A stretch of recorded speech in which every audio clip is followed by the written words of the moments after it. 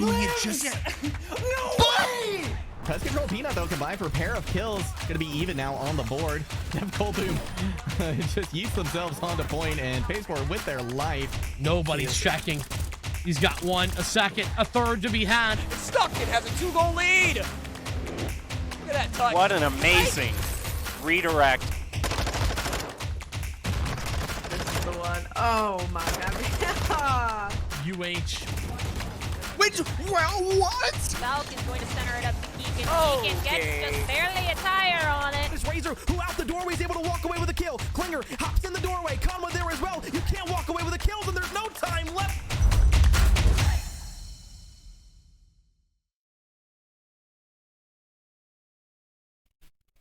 Welcome everybody to the NACE Open Premier Finals. My name, Why Not, join alongside Danny for the first time ever. Both of us are on this broadcast for a game that we're both very passionate about. Counter-Strike Global Offensive, one and all joining us here today. Danny, what's going on? How are we feeling about the matchup ahead of us tonight? I am feeling very excited. Why not? Great to be alongside you once again. And man, we've got a good one. Kind of the end of the road for both of these two teams, Michigan State University versus Northwood University. And I mean, we know a lot about these two teams. They've been contenders for a while. Northwood kind of the favorite moving into this, but still, I'm interested to see how Michigan State can kind of go up against these guys. Yeah, you mentioned it. Both of us have a little bit of insight into both of these teams now. 7-0 in terms of the collegiate scene for their run to the finals, but a little bit more experience on the side of Northwood all around, with 3 of the 5 players being on an active ESA Advanced roster, Team 7AM, as well as 2 of these players also playing elsewhere in Advanced. The second technical highest level of the ESEA ladder, I would say, just below Pro League, obviously, is the one just above that. And Michigan State do have a couple players with some experience at that level, but Danny, do you have any idea about these kinds of players? Have you been watching anything like that? Do you have any notes ahead of you for them? Because I have very little, but I do know, however, that Northwood, above and beyond, do have what it takes to walk away with this one should they make it.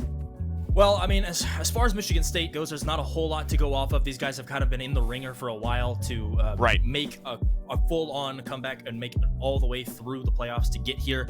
And now they're facing up against Northwood, which is probably going to be their toughest opponent they've faced pretty much all season. And you're looking at Michigan State. They have had a few players that have played in Advanced in Season 40. They all played in Advanced. They got rolled in Advanced, but they still have that experience. So they've been there before. And listen, I'm not trying to rag on the guys at all, but I'm just trying to keep it realistic. Yeah. Michigan State, they played Arizona State just a little bit ago. That was the second place team. Arizona State, of course, they lost to DU-D2 in the finals of the Open Premier in fall of 2022. So, you know, another good thing to note about Michigan State and just the roster in general is that most of the roster have been together for a while now. Nearly 2 years. They've been together since fall of 2021. So at least you have that kind of consistency, and it gives you, you know, a little bit more of comfort moving into the match that you have guys beside you that you know for a while. Yeah, absolutely. And as we do take a look at the maps that we do have ahead of us, this best of 3 is going to be starting off with Nuke. Not something you'll often see, I feel like, a first map pick. Usually maybe that second or perhaps even the third, but instead we'll see this one at the very kickoff. It's going to be MSU going with the CT side. It is going to be 7 a.m. pick, moving into Overpass for the second, and then should we need it, Mirage, the third map decider. That, I feel like, is a little bit more common as maybe a first or second round pick for the least experienced teams, but now seeing that as the third gives me a little bit of hope instilled in the side of MSU that maybe they do have something to give us. Maybe they're not just a one-trick team or anything like that, not your Inferno, Mirage pick back and forth. They have a little bit of depth to their game. We haven't actually seen Nuke come out from the side of 7 a.m. in recent history with Mello. I think they've been playing more so the Overpass, Anubis, Ancient, Inferno, that sort of a go. And they have had Nuke in their back pocket, but if this is something that MSU are feeling comfortable on in terms of home territory, then that could be something to write home about. But even so, this is Northwood's pick, obviously. So they have something going for them in this best of 3, having Overpass as that second, a little bit of time played on it. But talk to me about how you're going to feel about that map pick of Overpass and what we're going to need to see if Northwood managed to take their map pick here on Nuke. Well, I mean, number one, before we even talk about the rest of the maps, this is a very interesting pool. I mean, Nuke first, then an Overpass, and then you get kind of more of a puggy map as Mirage to finish it off if we do even get there. But, you know, Nuke, it's going to be a rough one for Michigan State across the board. You just look at the stats and, you know, everything on paper you kind of have to take with a grain of salt some of the time, because if Michigan State are practiced up and they've done some research and done their homework, they could easily come out here and make a good performance against, you know, such a powerful opponent like Northwood. It's going to be a battle all the way through, but Overpass, one of those maps that's very strategic. You know, it's not like a Mirage or a Dust 2 or an Inferno where you're just relying on aim. There's a lot of different factors that go into it, a lot of tricky spots that you can boost up onto, spam through, and so, you know, that's where the big brains can come out. And if you're feeling good and you're hitting your shots, the confidence you can carry over from map 1, hopefully they put up some kind of good performance against Northwood on Nuke. That is the hope. Yeah, absolutely. We will have a little bit of time before we jump into that matchup, so don't go anywhere. We'll be right back with that one. Myself, Why Not, and Danny will be right back.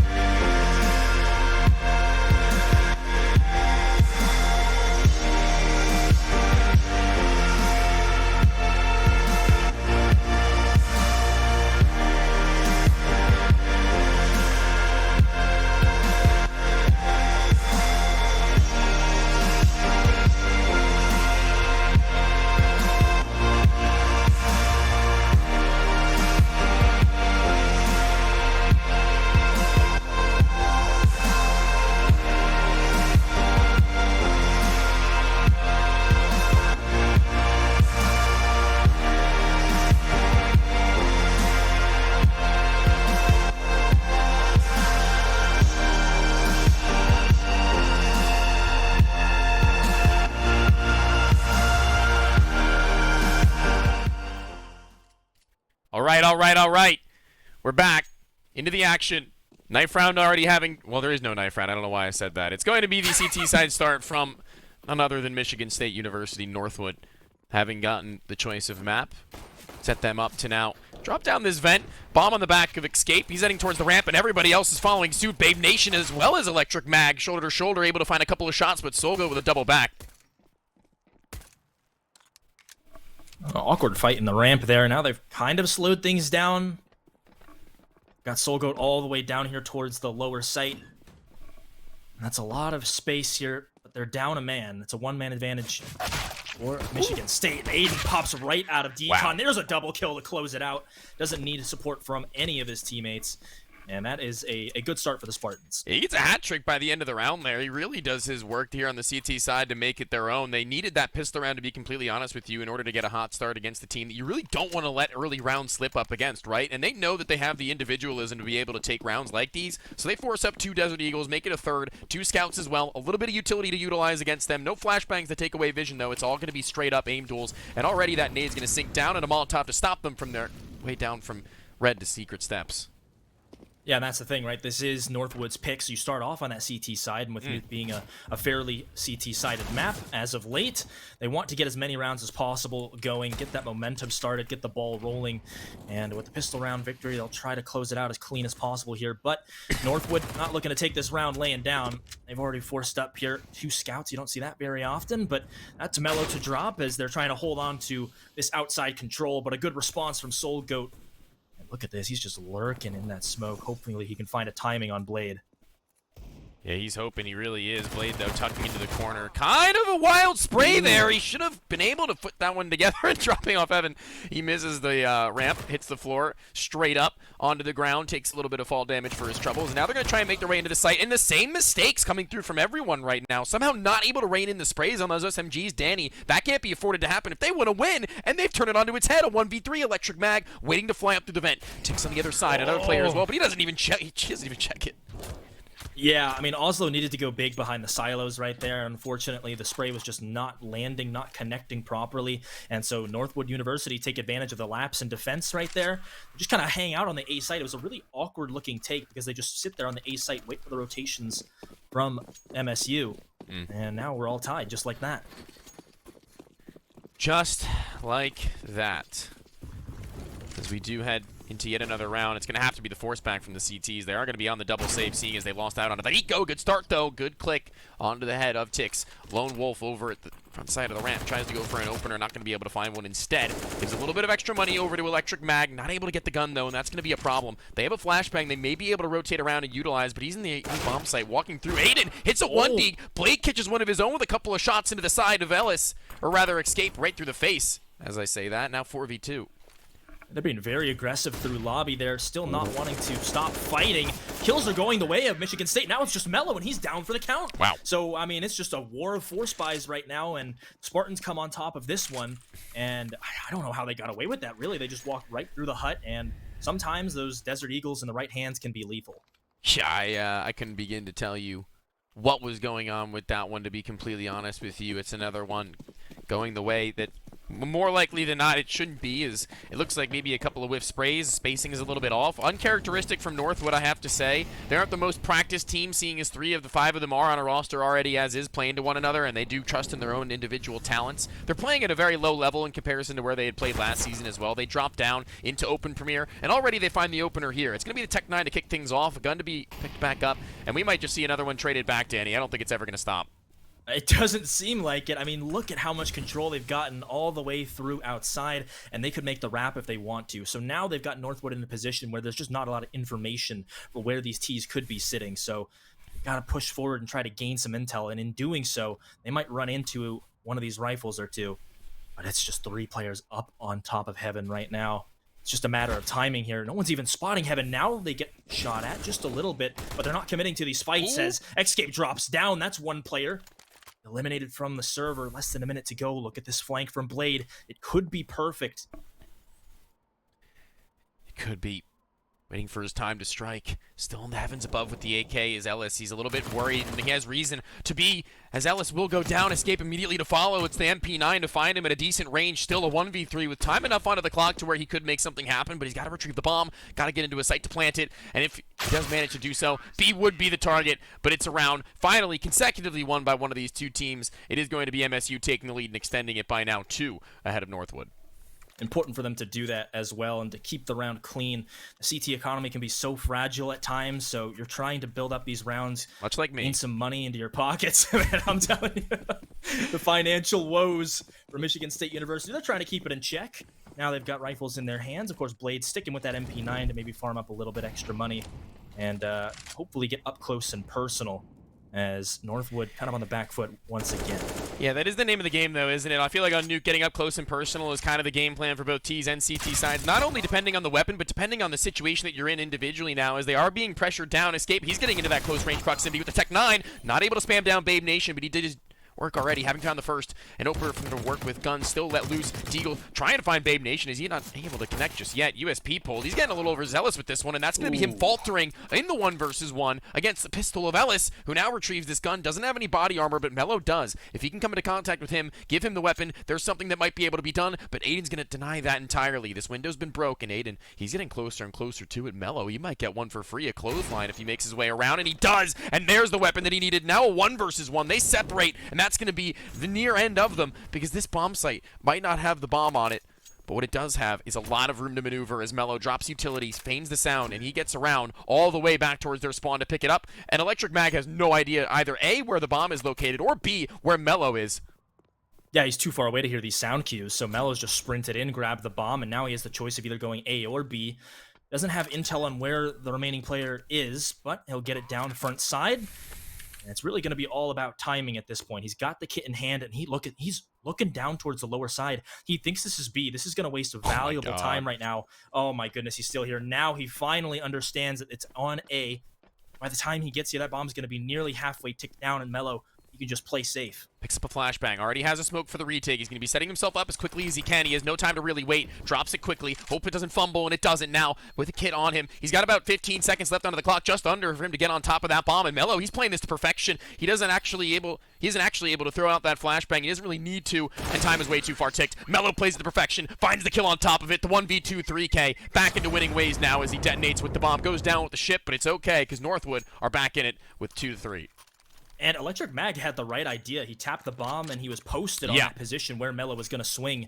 But unfortunately, even if he does get that kill, there's still just not quite enough time to get that defuse in after those wasted seconds. Mello just counts down. 1, 2, 3, swing. Exactly. He calls the bluff, and there you go. So Northwood trying to climb back into this, and look at the change of pace right now. Mello so quickly down the vent. These scouts that Northwood have been buying, haven't really been seeing them do a whole lot. It's mainly just, I think, they've had one refrag, or rather, a tag from the Deagle and then a finisher. But Mello, he's got close and personal with Babe Nation. He's got no head armor and only a pistol, so that's going to be easy as you like. Anybody else dropping down through the vent, they're going to be in for a hell of a time because he's made his way over and around trying to find a little bit more cash. I don't think they're going to give him the time of day on that one. Instead, they're more likely to rotate back either through Seeker Steps or the ramp as 2 players are here. Ellis spots them both out, able to find the one. His teammate will find the other, and everything collapsing around this half-buy coming through from the side of MSU. Nothing going their way. The only player who had any semblance of armor, he's going to go down, and Aiden, he's already being hunted on the prowl. Mello wants this, and I don't blame him. He has the weapon for the job, but, I mean, considering that their money isn't in the best spot in their own, I don't really think that Northwood should be going too far hunting onto this one, but we'll see. No, and I mean, it's just a really well-executed plan of attack there from Northwood. Oh, that stinks. Aiden, no, you can't do no that. idea. He's What? not even turning around. He doesn't know where he's getting shot from. That is incredibly awkward.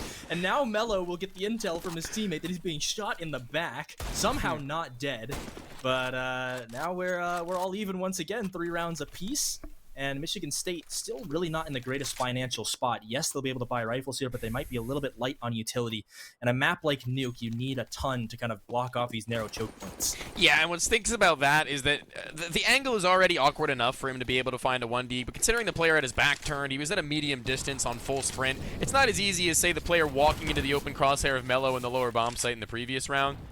It's much more hard to really time that shot. It's like almost like Nico from Heaven, except imagine the player on Hut was like running over Hut. Oh yeah, no, impossible. Yeah, Pretty much. I understand it. I get it. It feels bad to watch because he's like, oh, he had his back turned, but you know. Listen, we all Oh, he had his back happens. turned. Oh my goodness. No way. That's a great shot from Ellis, but Babe Nation, he's still holding his own here in Big Garage. He nearly lines up that spray down. Solgo, that's a scout at close range. He'll finally get taken down. His reign of terror is over. And now we're back to the 2v2. Still so much time. I mean, a lot of these duels have taken place less than 30 seconds into the round. Now they're exploding onto the A site, which is vacant for the moment. And Electric Mag and Oslo have to group up and try and make this retake happen. Yeah, and for how much utility they just had to expend for them to be able to put that bomb down, they're going to be pretty comfortable into the post plant early on. They don't have any utility of their own right now, MSU, to get themselves set up for anything. It's just going to be bodying up and hoping that they could A, trade out, or just find the opening and effectively compile themselves onto the 1v1. But yeah, that's a little bit too far for me, for my likings. Electric Mag, he's holding on to Squeaky Door, of course, just trying to make sure his teammate can get that space, but oh, it's back spotted. Not ready for the player for the right. I think he thinks that is the player who killed his teammate, but it's not. Escape has escaped the sight lines of the last remaining MSU player, and he's going to be able to take that kill as well as a lead now. Danny, this is getting a little bit dangerous at 4-3 on T-side nuke. Yeah, and you think about how many rounds you need minimum on the T side, usually around 5 or 6. It varies. I'd say even like 4 is like a bar. To like, be honest, yeah. And well, I mean, we know that this is Northwood's map pick as well, so we expect them to do well here. And the unfortunate part is, you know, when that bomb is ticking and they're in the 2v2, Oslo maybe just a little bit impatient as he swings out. He still has the scout. Solgout is still holding on to this scout. Now he'll get taken down, but in the process of that, the rest of his teammates are cashing in on their kills. And it leaves Aiden all alone, so lonely and isolated out here. I will say, that is a Counter-Strike first for me, seeing somebody entry into the A-bomb site of nuke with a scout. not with a scout using his pistol, just using the scout. He walks through hut and tries to entry. I've never in my life seen anything like that. Tag through the head of Escape, able to find the kill even still. Almost a little bit of consolation there in terms of some money extra and some economic damage, forcing the reinvestments, but not going to be the case. A 2-round lead, a buyback, and I believe this is the first time we've seen the AWP from the CT squad. It's Babe Nation to wield it. Glass Cannon. And this is one of the more pivotal rounds for the Spartans here right now, because if they lose this, they're back onto the save, and you're just kind of in that constant cycle of buy, save, and that's not how you win a game. You got to string some together. Northwood, they're not slowing down for anything. Foot on the gas pedal. Ellis with the entry frag. He goes down, but luckily, Mello there to trade immediately. Just not able to get the impact there, so he's got to rotate down. There's still a player hanging out besides this door, but now he's giving himself away. He's compromised. And they'll try to block off these choke points, get that bomb down. But look at Mello wasting no time. That's a Tech 9 at close range. Just no respect. Dude, Babe Nation, he had his back turned. If he walked forwards there with the AK, he might have been able to find him. Shoulder seen, so good, only with the scout even still, but the kills are still coming through. 3 for Mello so far. He's barreling through the defense right now of MSU, trying to make their way back in. Single door has been made clear, and there's already a player in towards spawn. It's only Oslo as Tix has gotten the last kill in the... What? Wait. Ball damage? Or... I don't know. I actually think he might have just mollied himself in spawn. Wow. You know what I think it was? Didn't fancy his chances there. I'm gonna just go out on a whim and say that he picked up the op of his teammate and went to spawn to kill himself, so they wouldn't be able to get it. Maybe. Oh. That'd be kind of. I think that would be kind of cool. Doesn't give him any sort of a kill bonus. He knows that they're not going to be able to buy into this next round anyway. I think it would certainly be. Oh no, wait, he disconnected from the server. Okay, see, that makes more sense. Okay, I was going to say that would have been pretty cool because I don't really see that very often, and in a 5 or I think it was a 5 or a 4 versus 1, you may as well. But it is going to be a little bit of a timeout now as we wait for Oslo to reconnect to the server. Yeah, Northwood, I mean, they're really just not showing a lot of respect to their opponents right now. Example number 1, Solgoat has scout for almost every single round, and is actually getting some pretty good work done with it as well. Northwood realized that they can keep up this fast pace and not allow Michigan State to get into their CT setups, their defensive setups that work for them most of the time. And now they're just building up so much money. It's going to be so difficult to break the economy of Northwood as they just keep winning all these rounds in a row. Yeah, I mean, you can't really blame them for, I would say, egoing, so to speak. I mean, at the end of the day, when you do have such strong experience, individual capabilities, understanding of how each other play, at the end of it, it just kind of means that you can really do whatever you please and just hope that things are going to work out, of course. I mean, at the end of the day, if you're not able to win out on some of these rounds just based on your individualism alone, then you're going to be feeling kind of odd if you're Northwood, dropping down a level, having made it to the finals up against Davenport University, coming pretty close, not able to edge it though, and now making your way here where majority of the teams throughout the season have had a couple of advanced players scattered throughout it, but even so, it's just Northwood above and beyond anything else. They've really proven that they deserve to be here, and MSU kind of losing it against Northwood using only scouts. It's the any percent finish the run with scout only right now for Solgoat, like you mentioned. And I mean, Michigan State knew that they were going to be the underdogs coming into this. I mean, both of these teams with the undefeated season, so they both have a very big right to be here. But still, you know, going into this that Northwood is going to have that individual aim talent on the other side, and so you kind of do need one of these Spartan players to pop off individually. Maybe, you know, grab a few multi-kills here and there throughout the round and give your team a chance. Otherwise, Northwood are just going to keep stampeding over you. Yeah, Blade, Aiden, and Babe Nation have been playing together since fall of 2021 as well. That's something to keep in mind. They've had a long tenure together. Not maybe as high caliber, but that's certainly a high caliber round through the eyes of Escape trying to make his way to the squeaky door, blown open, and so is his skull as Blade catches one going through the smoke. And this is not what you like to see from Northwood. Talk about disrespect. That's just kind of silly. Yeah, just a little bit impatient here, and they won a bunch of rounds pretty convincingly, and they think that they can just do it again. But Michigan State trying to adapt to the offensive that Northwood are throwing at them right now. That's a kill back, but still man advantage, and now they're going to slow things down, cut some noise, and see if the Spartans want to get any more aggressive. That's just unlucky. Maybe just a bit of a lapse in knowledge about the angles there, and Eden will take that for free. Yeah, he was literally like maybe 2 steps away, but here's Scout. Here it is. P250 pull, not ready for the peek. Blade eventually turning around. The P2 not going to be able to find it. Ticks now on the 1 versus 3, having naded down the player inside of the site. Now he's dealt with him, 44 HP against 2 Desert Eagles. They do have weapons they can pick back up, but that bomb plan is going to be nice for him to play around. The time is now on. Electric picking up the AK towards Squeaky Door. He's got his teammate rotating around through Heavenside soon enough. Not able to adjust in time as he slides through. All he needs is his own wit, and they'll win it out 4-6. Back on track. Still a lot of money left in the bank for Northwood, but enough now where the 2 weapons being saved should be decent for them to be able to put together something of their own MSU in this next one, but it will be tight if they aren't able to convert. That's exactly what Michigan State need right there. Get some confidence back and keep it close. You're still within 2 rounds, and maybe that disconnect from the player was a bit of a blessing. Get some time to talk things over and put together that eco strategy.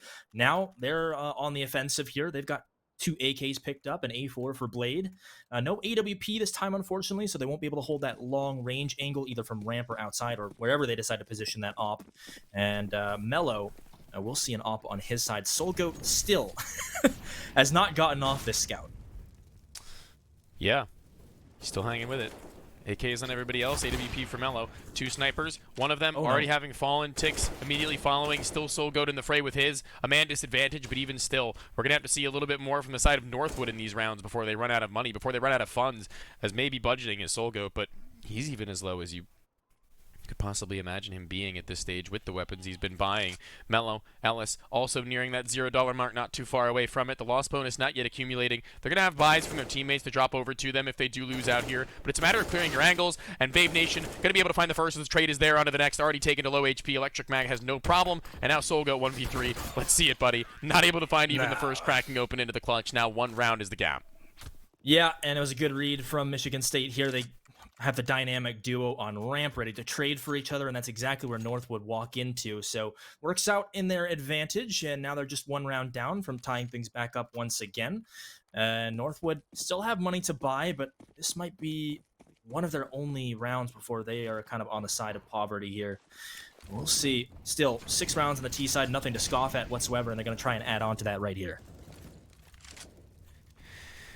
Last chance saloon in terms of the cash flow from Northwood before they've got to take a little bit of a backseat. Already having secured 6 rounds, it's going to be kind of nice for them. Anything more will be somewhat of a blessing. Teams line up and shots will rain through, but it's on top of it.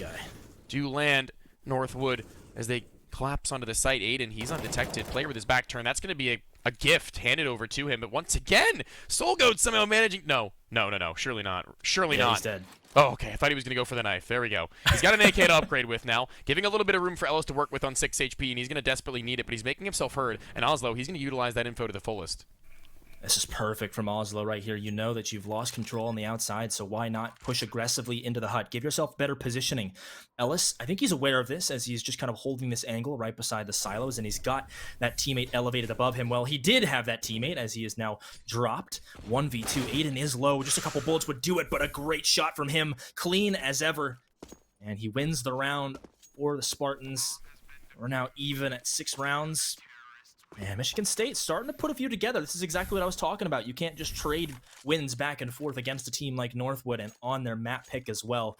Gotta string a few together. Trade and they're doing AK so right for now. Scout? No, dude, he's trolling. No, man, he is. He's like on a playground right now. He literally could have given an AK over to Ellis, and he could have dropped him a Scout, and they both would have had full armor and utility. So he's committing to this. I guess, dude, at the detriment of his teammates. Now, I mean, there's the Krieg out for escape, so we'll see how useful that'll be in a situation such as this. It's going to be the sniper for Babe Nation up against Soul Goat. He loves to wrap around that outside. This round not looking any different as 4 players of the 5 are over in that area of the map. Now, Mello up close and personal inside of the smoke. He's phasing through it, and the player in deep garage had not seen him. Blade has his back turned inside of the A site, but he's eventually going to look back. And I'm not sure what's going to come of this one, but as soon as that smoke fades, it's going to be an interesting 1v1. It's all about timing here. Blade, will he be looking in the right direction? Now it's going to start to fade, and he sees the shoulder, sprays him down. Really good from Blade right there. It's actually Aiden to get that kill, surprisingly enough, as he had that crossfire in big garage. Now they fight aggressively in outside, and it works out to perfection. They have everybody positioned where they need to be to shut down this push from Northwood, and they're in great position to take this lead. All down to Tix, and Soul Goat swings out with the Scout, and it's really not having as much success as it was in the early rounds. Yeah, no, most of the kills that he's found are either timing kills or maybe just a miraculous one-shot, but let's be realistic. He's 6-12, okay? Let's be actually honest with ourselves right now. I think this is kind of a waste of everybody's time, including Northwood's, if he's going to be playing like that. I get it, he wants to have fun, but it's kind of disrespectful from the side of Michigan State as well, if you want to have a hard-fought game and you want to go at it with everything you've got, because if he's saying that he's going to do otherwise, even no matter who he's playing, then he'd be lying, so. Yeah, I mean, at what point is he going to get off of it? Still hasn't, and his team is saving. He's bought. Ellis buys.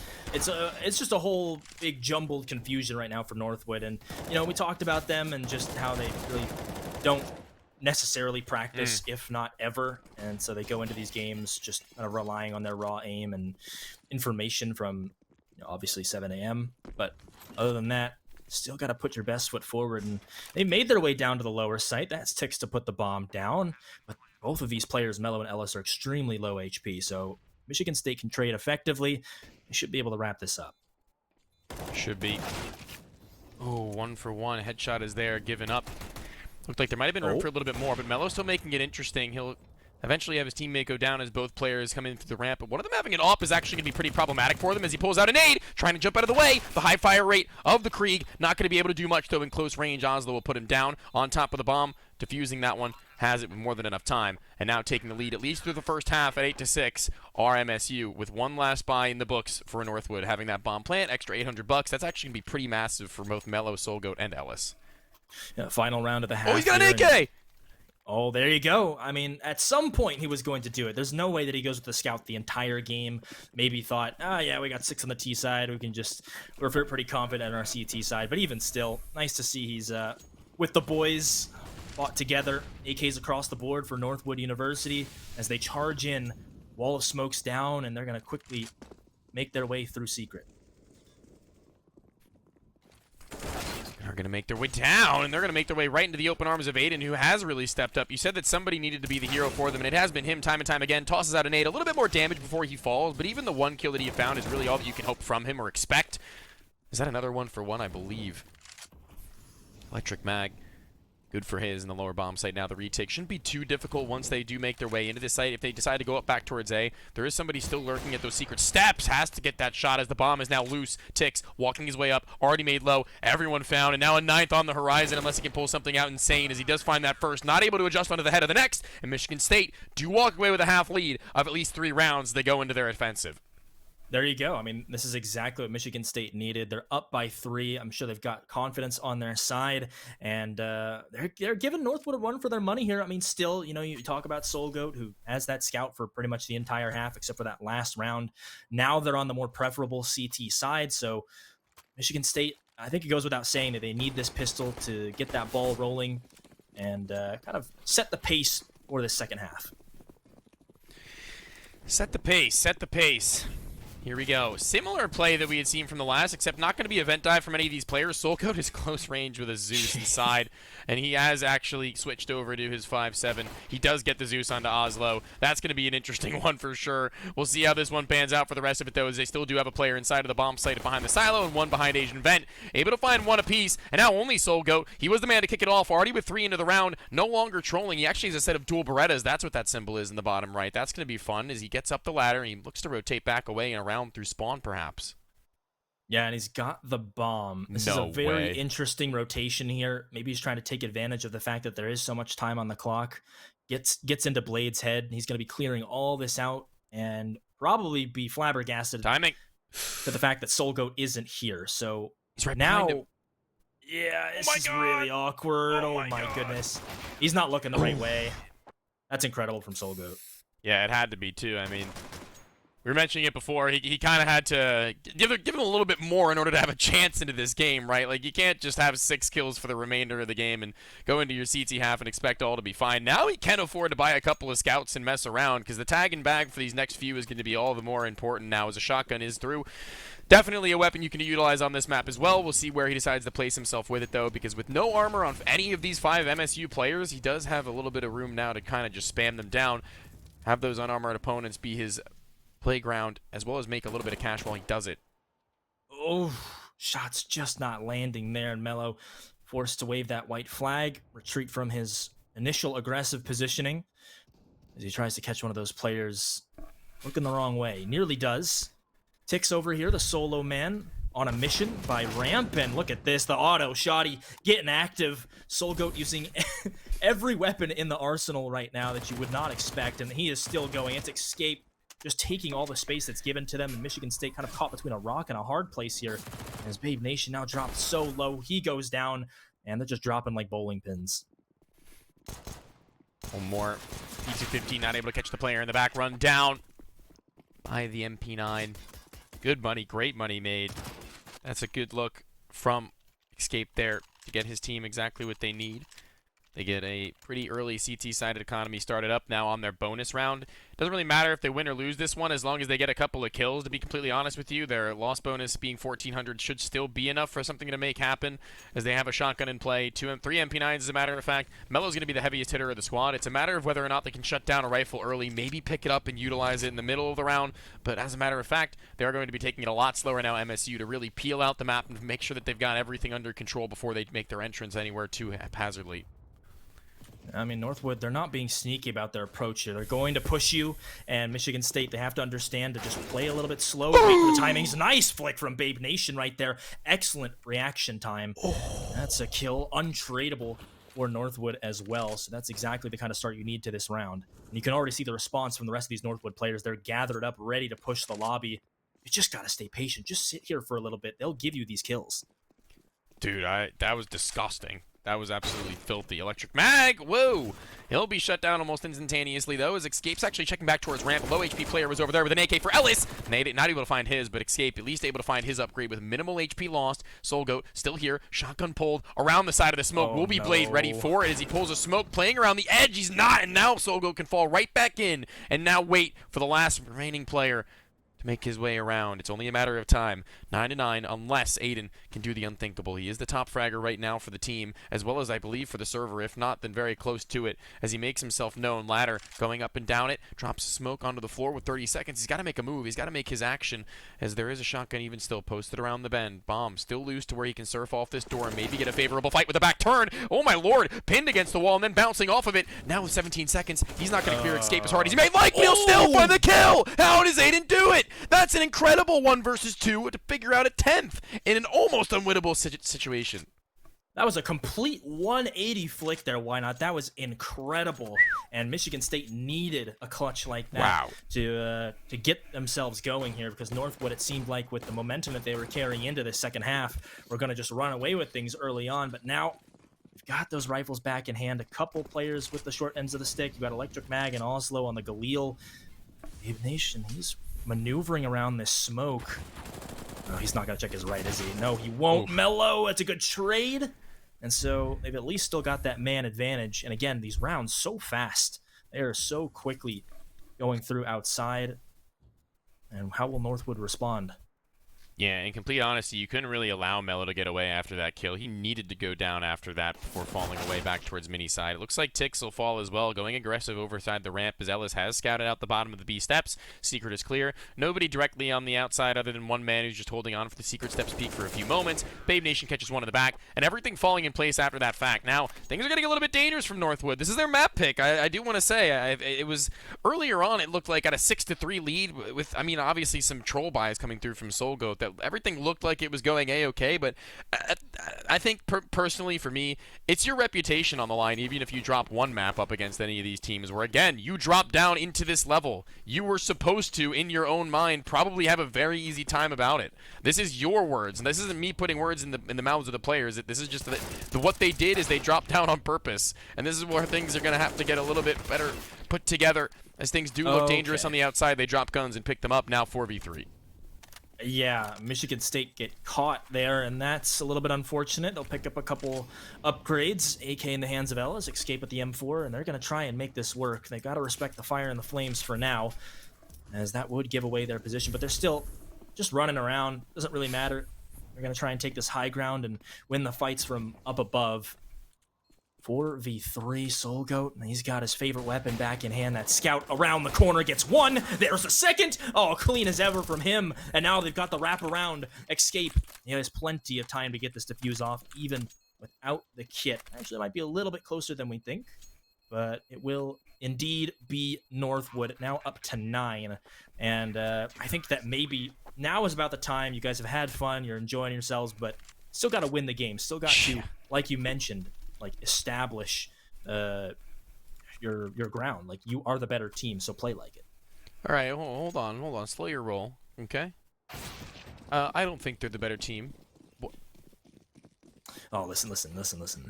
Okay. I'm a realist. Okay, I'm not a pessimist. I'm a realist.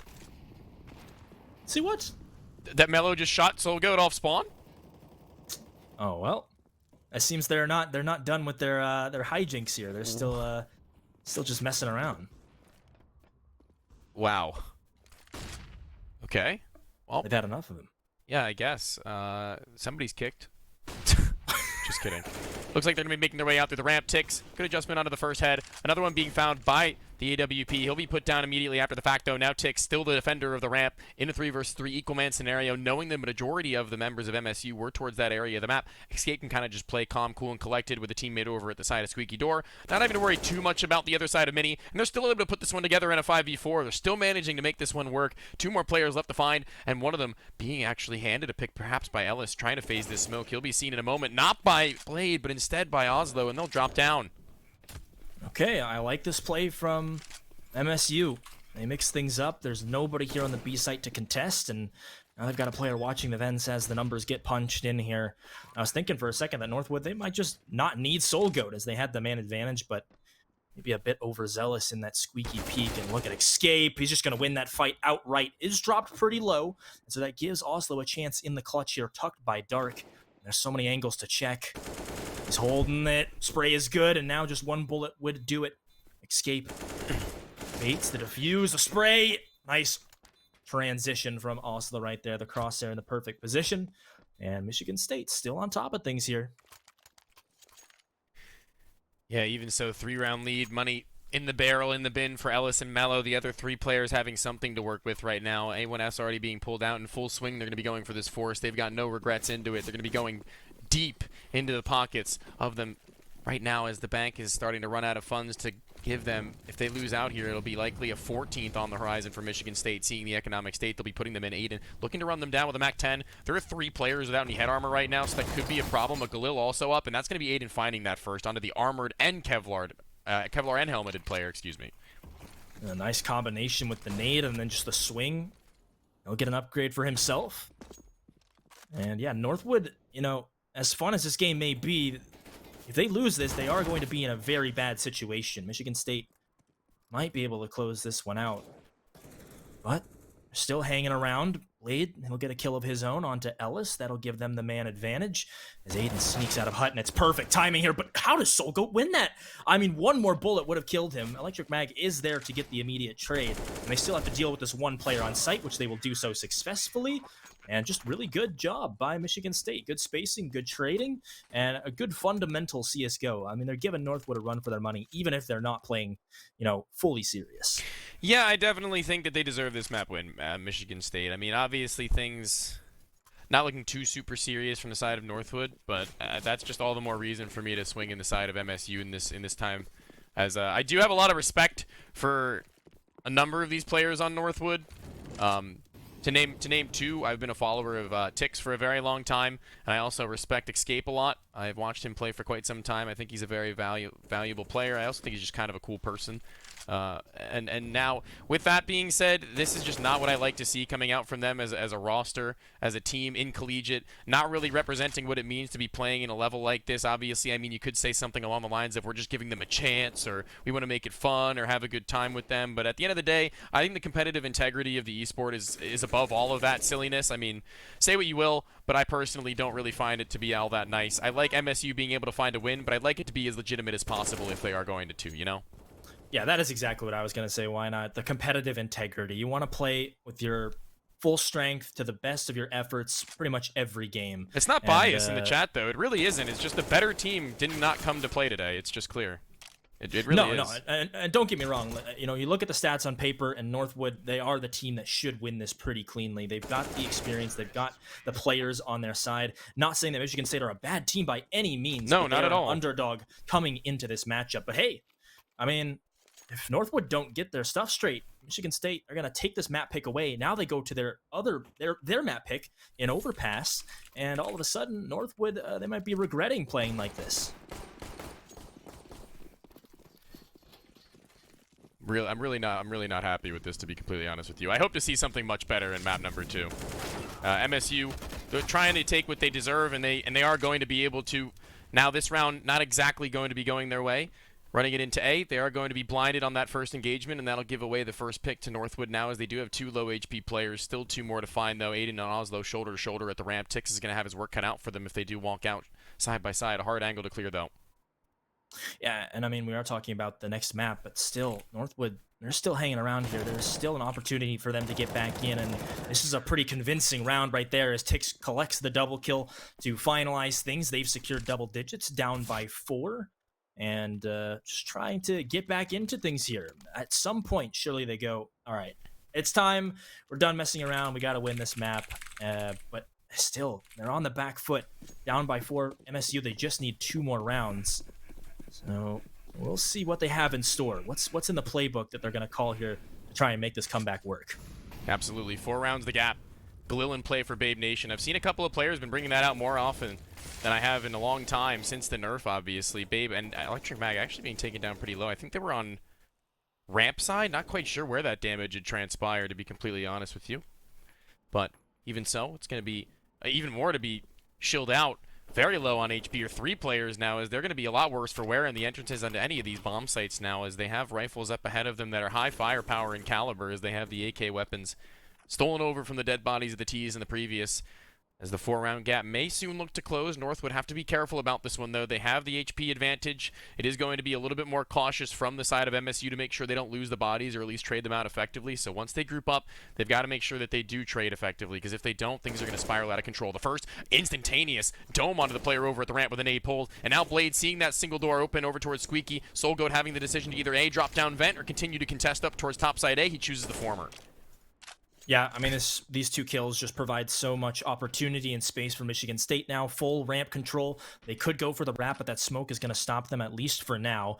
But time ticking, just about 30-second mark approaching. Electric Mag has got the headshot angle, but just whiffs the shot, unfortunately. And that'll allow Northwood to have a chance to get back into this as SoulGoat tries to lurk out of the smoke, maneuver around it. There's the first, the continuation spray. Good for the second. And now they've got the man Can't advantage. find the door.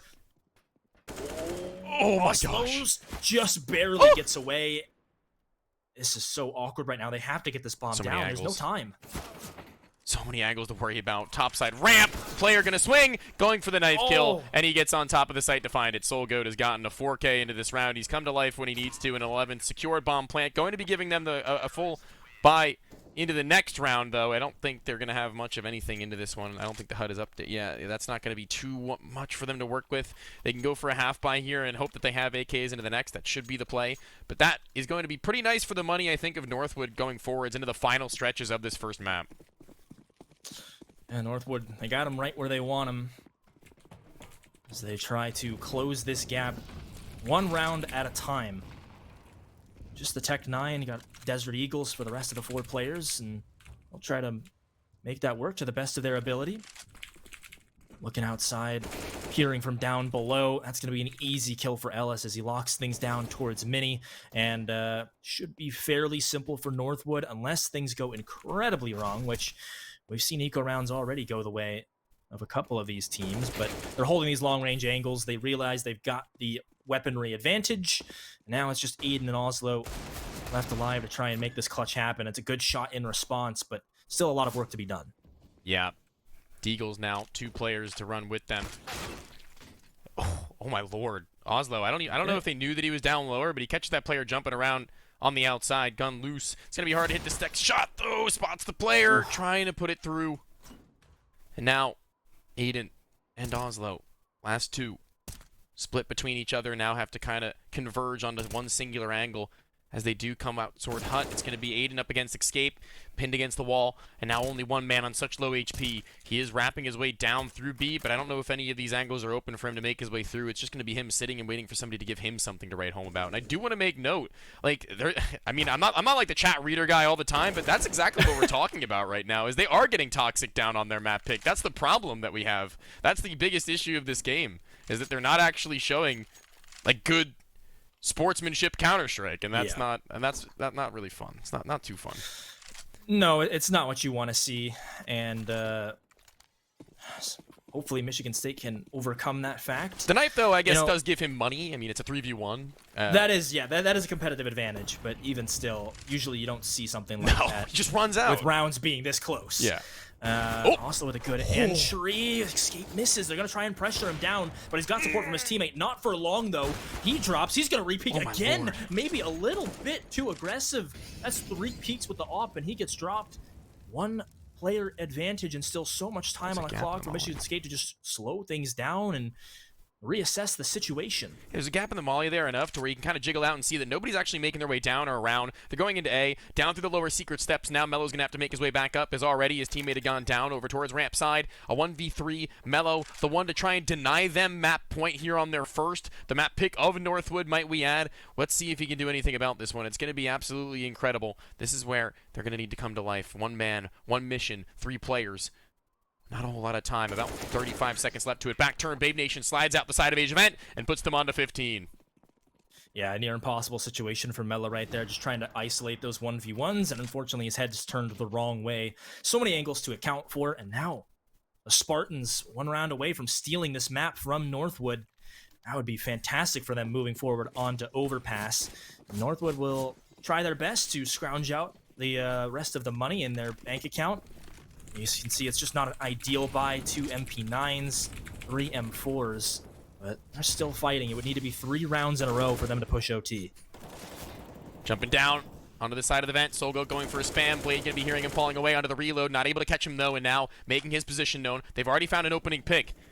They can now make their way out on almost any facet of the map with little to no repercussion as they continue to frag them down and find them one by one. They'll fall on Northwood here on Nuke. Not standing as tall as you'd like. Yeah, not what we're expecting or what you do expect of Northwood here, but hey, props to Michigan State. They have come through and they have shown us that they're, the underdog, yes, but playing to the same caliber of Northwood right now. Individually, good kill for sure. From Mello. Oslo, excellent trade. And they still got 3 on this bomb site. Smoke in place to cover that plant. SoulGoat, what will he get up to? What little sneaky maneuvers does he have in place to try and clutch up for Northwood here? Otherwise, this map is done for. Flashbang to set himself up. One player through the vent, not spotting him on the backup. Now SoulGoat's got to be careful. Player with his back turned at the top side of the ramp. That's going to allow his teammate to try and slide in, but now he's got to worry about single door as well. Topside Silo going to take the first initial fight, win out the first map. Northwood letting that one slip, as it's going to be MSU to go into the next map of Overpass. That's their pick. That's where they're going to be comfortable mostly, and that's where we're going to have to see them come to life, because this very well could be a MSU upset in the best of 3, and I think even if we do go to Mirage, it's going to be an exciting one nonetheless. Danny, do we see a new life coming out from Northwood in the next? I mean, it's tough to say, right? Because you're not looking at them playing to their full capabilities. They're somewhat, you know, you don't like to use the term a lot, but trolling a little bit throughout the most of this game. A lot of it came down to SoulGoat, and you wonder if they're having a conversation with him in the comms right now. But still, I don't know. We'll see. Michigan State could run away with this as they go to Overpass. We'll take a little bit of a break before map number 2. Michigan State up 1-0. We'll be back right after this.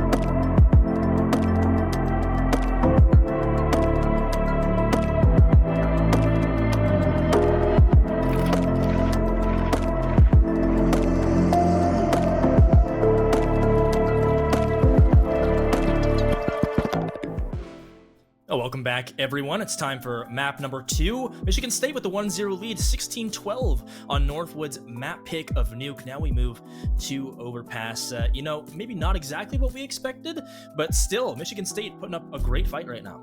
Yeah, absolutely. The mentality is really going to have to be in that game coming up into Overpass for the side of Northwood to bounce back. But you know what? I think that mental health is something that we need to talk about. Your health matters. Your mental health matters. So NACE Starleague has partnered with BetterHelp to make it easy to start your therapy journey through live sessions via video or live chat at your convenience. Click on the Twitch panel below to get 1 month free. And that's going to be something that maybe the team of Northwood are going to have to do depending on where they're at mentally, because they obviously showed a little bit of a weird start to that game with the scout buys and some of the early running it downs, as we did have a Zeus a couple of times, but they slowly started to rein things back in, but a little bit too late at times. Even the team kills at some points in the beginning of some rounds. That's going to be a little bit weird. Going into Overpass, we're going to hope to see a little bit of a different brand for MSU to have a really solid contest on their map pick, because I want to see these two at their best. I want to see these two at their peak, and I want to see MSU personally actually stomp them at their fullest. Yeah, I really hope that is what we get. And, you know, the mental health and just the mentality of players, kind of one of the more taken for granted or underestimated aspects of CSGO in general, especially in best of threes where you can play a lot of CS back to back to back.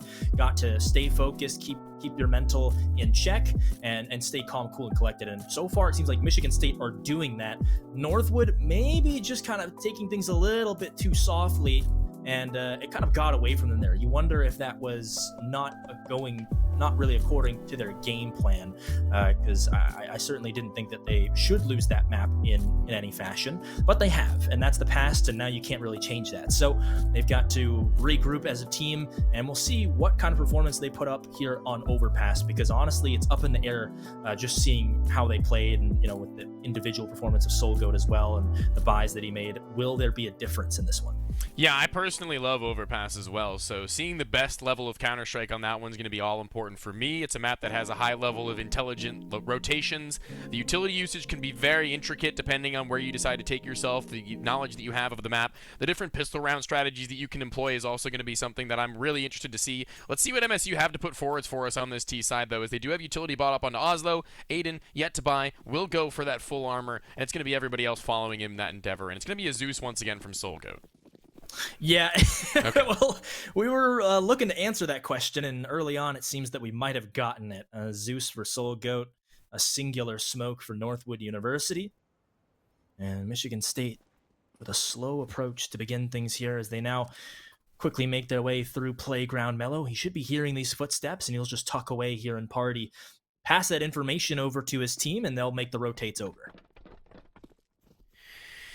Mello hearing them making their way around long, calling for the rotation. 3 players up from B. They're going for the full gamble stack as Mello now wraps his way around behind them. He might have a timing onto this one with the players on their back turn as they do make their way into long bath. Not sure if he spotted a shoulder or not. I doubt it, though, because now he's going on a run. He's going very quickly, expecting them to maybe have made their way up already, and it looks like, even so, SoulGoat able to close down onto at least a singular kill, and they're dropping down to B, and Mello, he's in bathrooms, he's just behind them, and he's going to take a couple of pop shots before jumping away, and they're going to run him down. Blade first, he'll go into the next, another for Mello before he falls, and that was all important for him now, 4v2.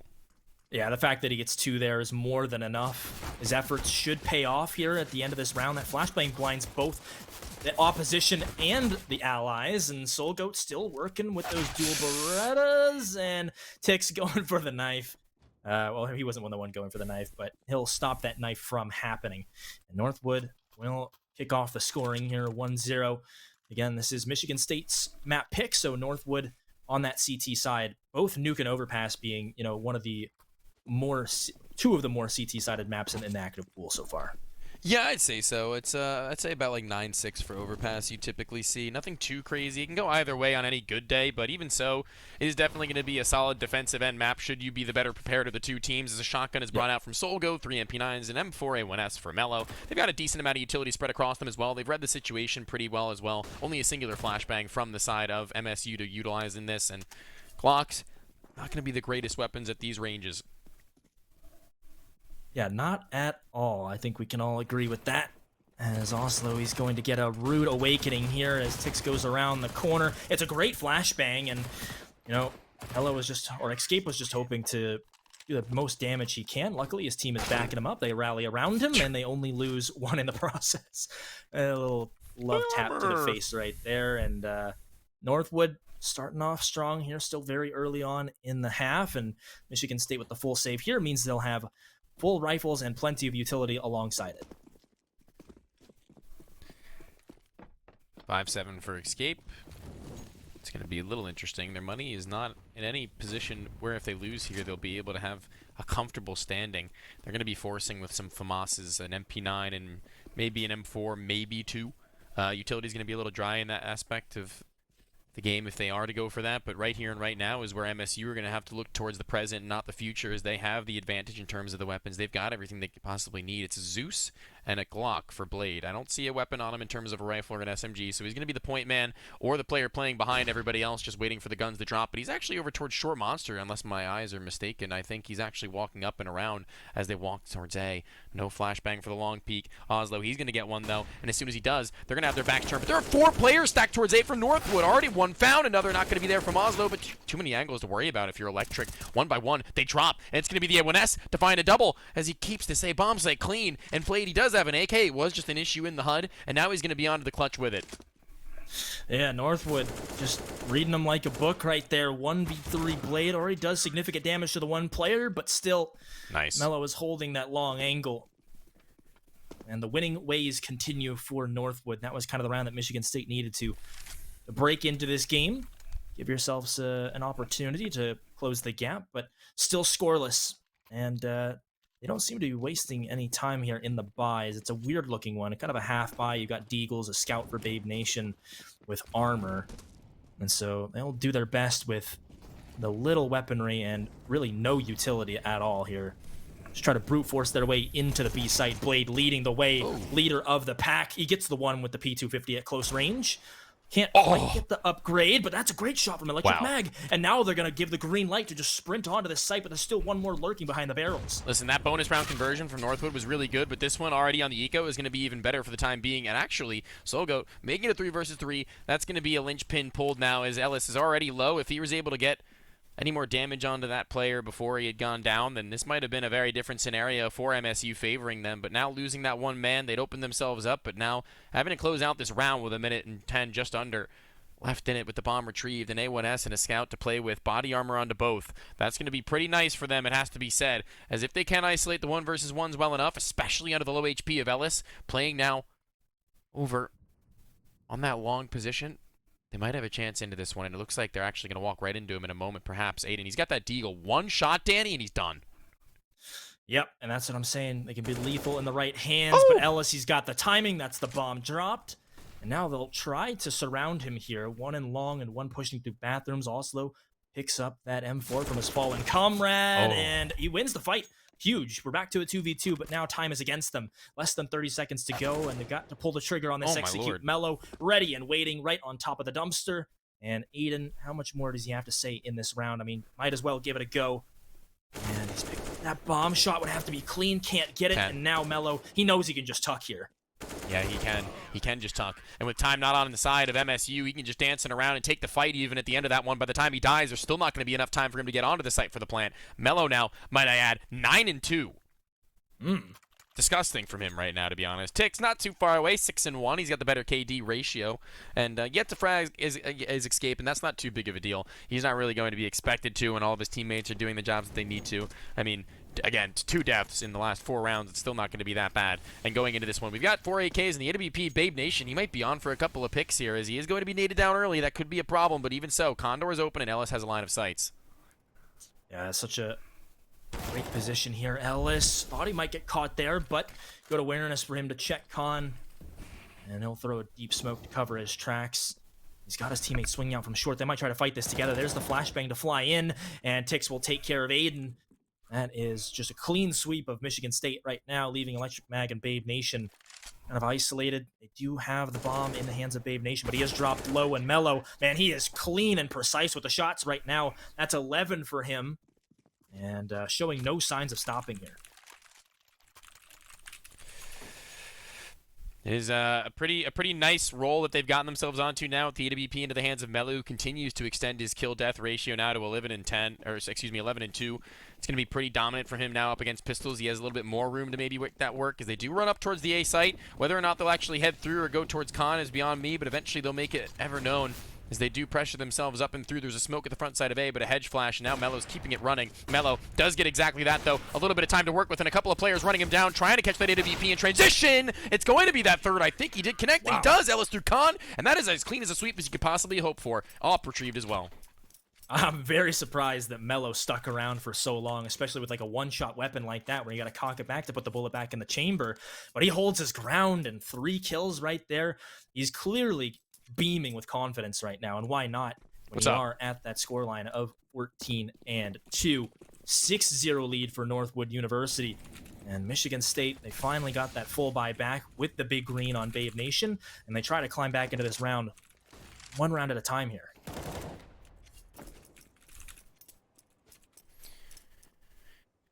One round at a time is how it goes, though, yeah. Oof. Not afraid to take these fights in short ticks. Wins that duel. Soul Goat, there's no actual way. Wait, what's happening here? I don't know. Oh, what? How did he just walk through Monster? I think he just walked through Monster. He did, and he stands still, looks down with the knife for about 5 seconds, and then... you know, I'm just not going to question Soul Goat's actions anymore, to be honest with you. I'm just here for the ride. I'm buckled in. Yeah, buckled in for the ride. The long haul, if you will, now, as this is definitely going to be that for MSU, as the 3 versus 3 will ensue. Ticks a little bit low on his HP. The AWP of Melo soon to come into contact with Babe Nation, it seems, as he's making his way back and around through toilets, might I add, with 2 players out through Monster. A weird split, I must say. But if Condor is open, he shouldn't have too big of an issue. But even so, Ticks is going to be the early warning system. He sees that smoke tossed out. He's got a smoke of his own, but that's almost instantaneous from Oslo. He swings out and just acts like he knows exactly where his head is placed. No, get that bomb down, but, I mean, look at Melo right now. Not stopping for anything. The flash is good, and that'll allow Oslo to drop down into pit. He gets both of the kills, and that is finally a breakthrough for Michigan State. They'll put their first on the board. There's a fight all the way through, but they managed to make it happen. No thanks to Oslo right there.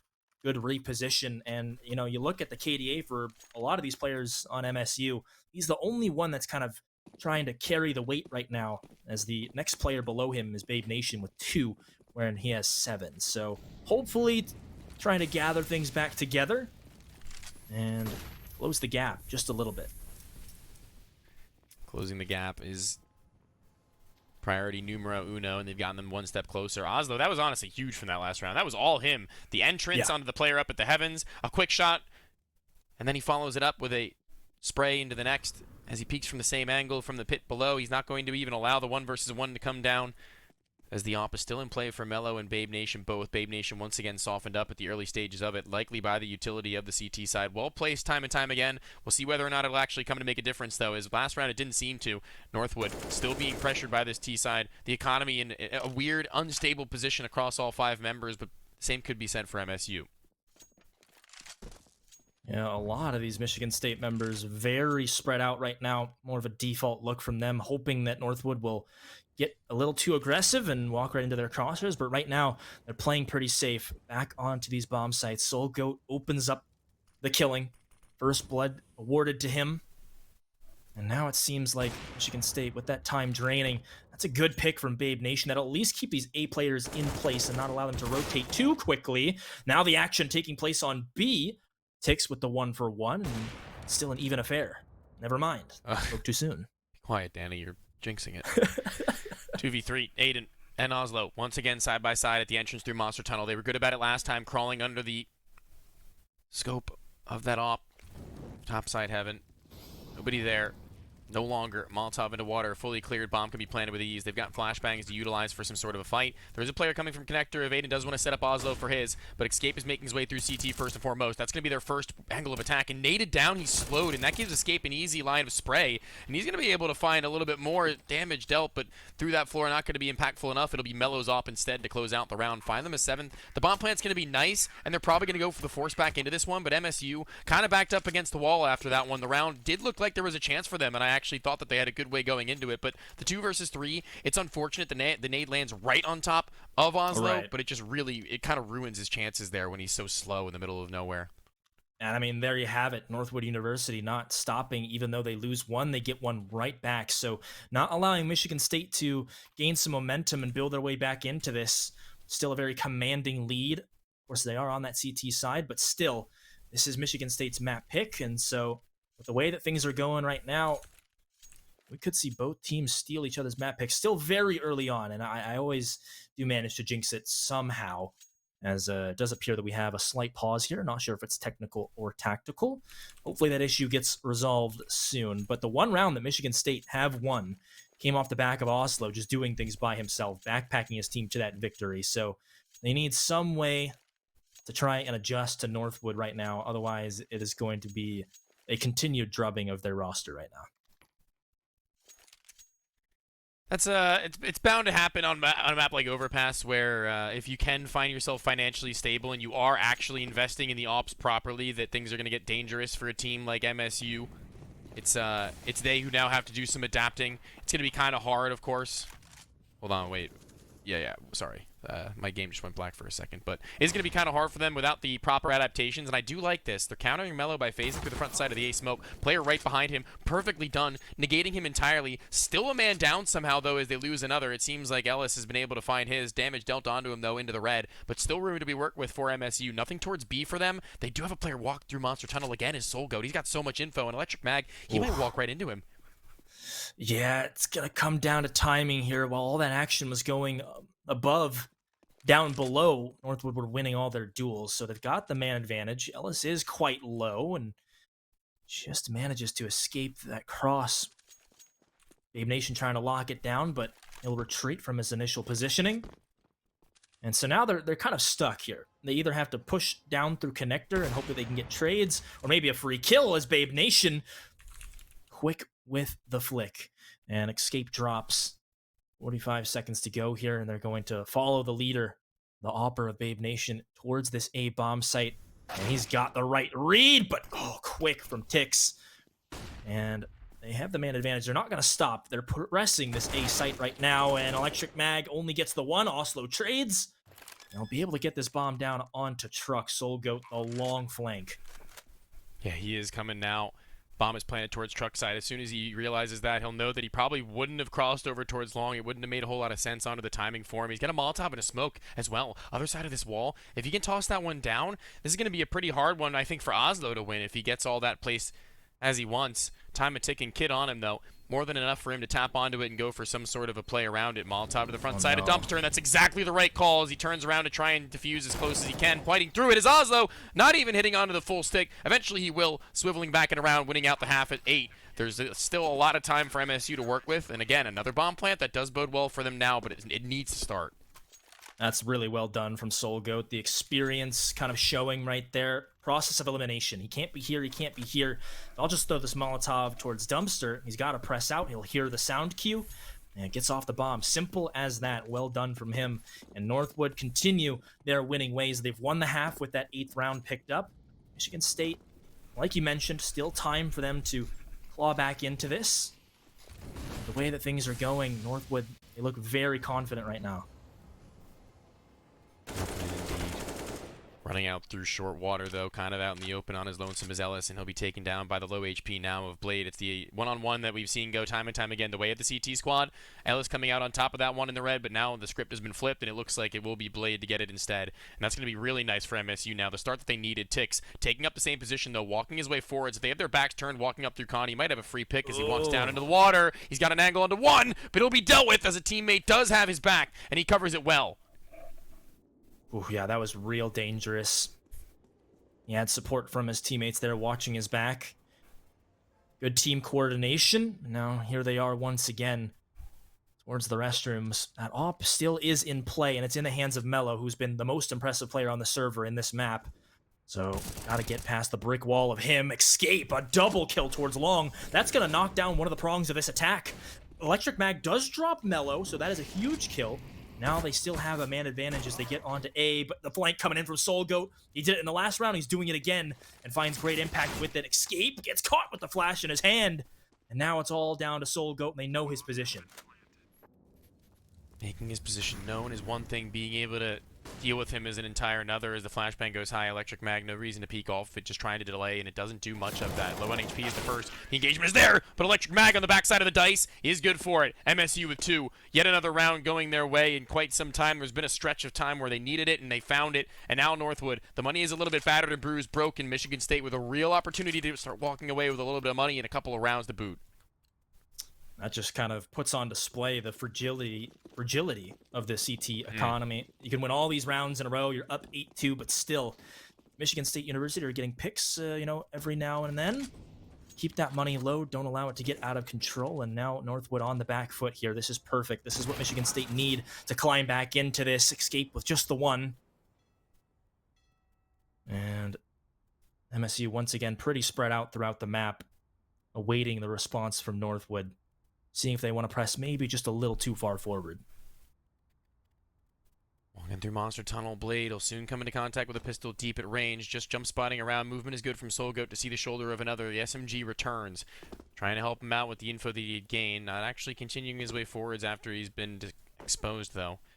Soulgoat now giving away a little bit of sound even so, but with a minute onto the clock, the 4v4, it's going to get dangerous if MSU can get close to a bomb site and really crunch down on these members of Northwood without much tradeability, as there is one inside of bathrooms and one jiggling around long. The Deagles are high firepower, but the AK is more so.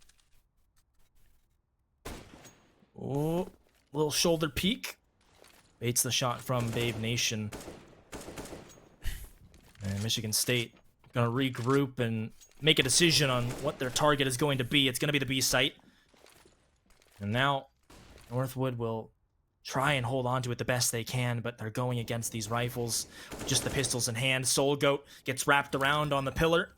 That'll allow this bomb to go down, and realistically, Michigan State should be able to hold things down. That's a good kill from Mello with a USP alone. He presses forward, but he is low, and Blade can just hold his ground here and bide their time.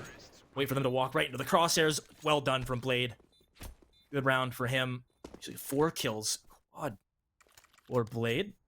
Like to see him start to show up, and now it's 3 for Michigan State as they try to ever so slowly get back into this game. Yeah, extremely well done. It's quite the time to be alive if you are an MSU fan, having taken that first map and now slowly inching their way back into this one. And they're certainly going to need a couple more players to start showing up in spades individually as consistently as these few have in these last couple of rounds. A great one from Blade. A good confidence booster in a round up against a couple of pistols and a scout. Or rather, I believe it was an MP9, excuse me. Now, Ellis, he's only got a Deagle. Everyone else is pretty well set. Utility looking a little low. Other than that, though, things are looking okay. Electric Mag, he's holding on a short side, and I'm not sure whether or not he's going to be given this duel, but Tix is playing with the idea as he jiggles back and forth. He's not exactly leaving the angle or anything like that, but just spots out towards topside con, takes no damage for his trouble, and gets away with info for free. Yeah, I mean, that's all he wanted right there. Don't want to swing in and expose your full body. And, CSGO, especially in best of threes, it's a game of adjustments. And Michigan State, they got rolled early on, beginning of this map, but now they're starting to understand how Northwood are playing and kind of expose that so they can climb back into this very slow-paced round here from Michigan State. Slow and steady wins the race. Yeah, I mean, it's no surprise. They've done this a lot throughout a majority of their T rounds, and they're going to wait until about 30 seconds to kind of turn on the jets. Mello, he's got the right idea, holding the position, and sees the legs through the smoke. Won't be enough to confirm the kill, but he goes back for the repeat, misses.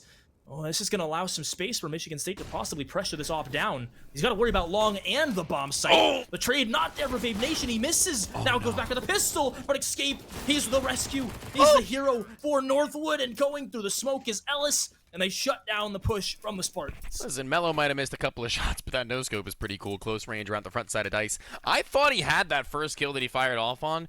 The scout, though, wrapping around through long, sometimes that's just rough. Like, he's blind. Eventually he gets his vision back, and as soon as he scopes onto him, he moves out to the left. It's like, all right, great.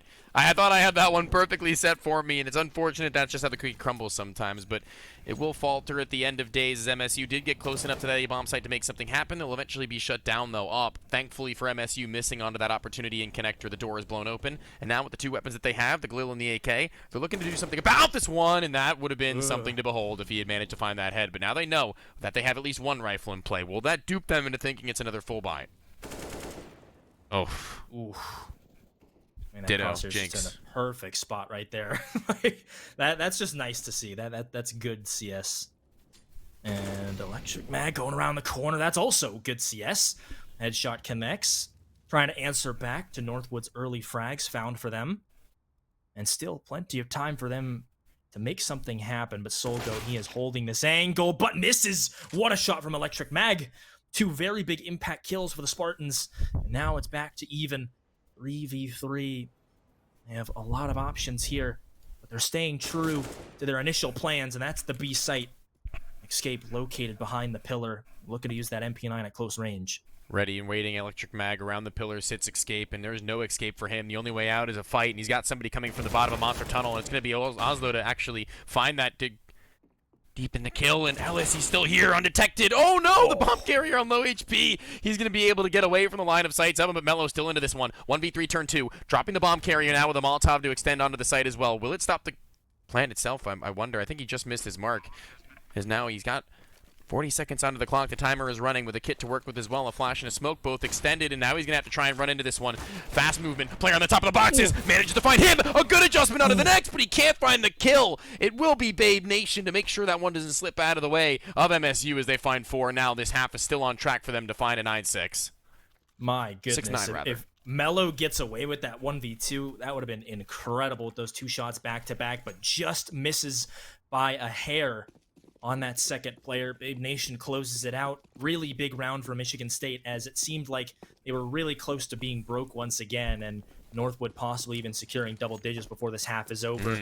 Look at the pace change. They're flying through Monster right now, not allowing Northwood to get set up, but there's 3 players in pit right now, and that is tough to account for. Good kill from Solgoat to open things up. Mello picks up 1 as well, but Babe Nation holding from short, at least trying to keep it manageable for Michigan State. Oh, the Deagle, he switches to it, he gets the kill, and it's still back and forth between these 2 teams. Nobody able to come away with victory just yet, and as a matter of fact, the Spartans are just completely exiting the B-bomb site. They're going to reassess the situation. They're evacuating from their original plans. The AWP, the AK. HP not too big of a factor for Babe Nation if he can get the first shot off.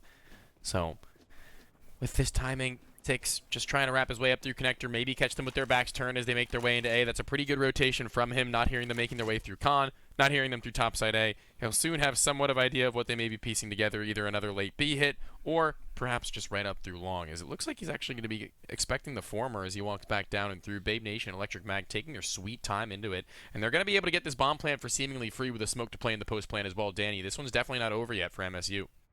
No, not in the slightest. I mean, this is a really good play call here from Michigan State right now. They could have rushed it. They could have just gone straight up long, but they just cut noise entirely. Still making sure to be meticulous in everything, clearing out all these close angles so they don't get caught by someone who just pops around the corner. Bomb gets planted towards the back dice, so that means they're probably going to be fighting for this spawn control. As Solgoat, he's got this fight to win. Babe Nation misses that initial shot, and he is quite low, 36 HP. Tucks back into the corner. Electric Mag trying to help out. The swings from Tix, the wall bang. Mag gets the first, and Babe Nation connects on the Deagle headshot. And a 2v2 clutch. I think it might have been even more players than that, but Babe Nation coming through when they need him to. And they're really turning this into a pretty decent T-side. Yeah, okay, so this is exactly what I was talking about over on Nuke. This is the Babe Nation, I'm sorry, this is the MSU that I want to see. This is the Northwood that I want to see. Both teams really giving it their all, doing all that they can. And this is enjoyable CS now. This is what we really need to see from Michigan State University. 5-9, I'm sorry, 5 to 10, 6 to 9. Both halves certainly respectable for a T side on overpass, considering this is their map pick. The defensive is where I'm expecting them to do their best work. I'm expecting them to have the coordination that it takes to maybe be able to shut down a team of players who don't really play together maybe as much as MSU do. And this is going to be a really good time to show that you have what it takes. A nice core of players, a good individual performance here on overpass thus far, and Blade kicking it off once again on the first, second as well, pinned against the wall, nothing to be done, no trades, and now Northwood looking to do even more. Blade looking to do even more himself with ammo left in the gun. Headshot is there, a gun to be retrieved, but still a man advantage for the side of MSU. Oh, and now on the other side, Aiden getting into the action. Just really nice shots from both Blade and Aiden right here. As Northwood, they just swing into his crosshair. Smoke is down on the site, and it leaves Ellis alone with just an MP9 and a single HE. I don't think he has much of a chance in this one. Why not? I don't want to be a pessimist. Dude! But I'm thinking this is probably going to be 9-6. Come on, bias caster. I'm sorry. I'm sorry. Chopping out into the water below with an MP9. He's got an HE. That's going to be the round-winning piece of util. I'll tell you what. AK already posted on him from the right side. Monster, Electric Mag, having a little bit of a hard time putting together the kill, taking a lot of HP for his troubles. And now they're just going to try and consolidate and play off of one another now with the bomb planted. Time is now of the essence, and Aiden, he wants this. Give it to him. Give it to him. Get a little bit of a taste of your own medicine if he goes through that short smoke. It doesn't look like he will. Still, back towards Monster is going to be Electric Mag running away. Knife pulled. One from both. It is going to be a knife from Alice, of all things. And in heaven, the last player will shut him down. Definitely a weird one, but we go into the second half. And how do you feel about the mentality of these players going into the next half for both teams? I think Michigan State have to be feeling really good. I mean, this was 8-1 at 1.70 also. And so now the fact that you've clawed your way back into this 6 rounds on the T side, you know, that's kind of what you want to see from Michigan State. And it's good to see that they're not just getting down on themselves. They're not hanging their head low after they lose so many rounds back to back to back. I mean, they're right into the swing of things here. And honestly, I feel pretty confident in Michigan State's chances. If they can play well on the CT side, there is a chance that this is a 2-0 and Northwood could be knocked out. Yeah, that would be quite the sight, quite the turn of events, and I'm excited to see whether or not that will be the case. This would certainly be fun to see this one go the distance as the pistol round is already out and underway. Ellis has been spotted towards long. P250 in hand, tapping down at range, not able to find the head just yet, but eventually he will connect. He'll be able to remove it from Babe Nation. He will be lost over at long, but it's down through B where the real hit comes through for Monster and Short. Both blinded for a moment is Blade, and he's going to have to fight ahead. We'll be able to find one back turn, though. He'll lose his life. Bomb dropped on the cross to Short, and Oslo is in the pit, undetected, able to do his work. They're not ready for him. Ellis and Escape now in this bomb site on two opposite sides of the pillar, still able to find their one, but Aiden, he has been a monster with the USP, it feels like. At least over on the other map on a couple of pistol rounds, we'd seen him put together something disgusting, but now Ellis into the clutch. We'll see what he can do. He's already found one into this round, 2 more required.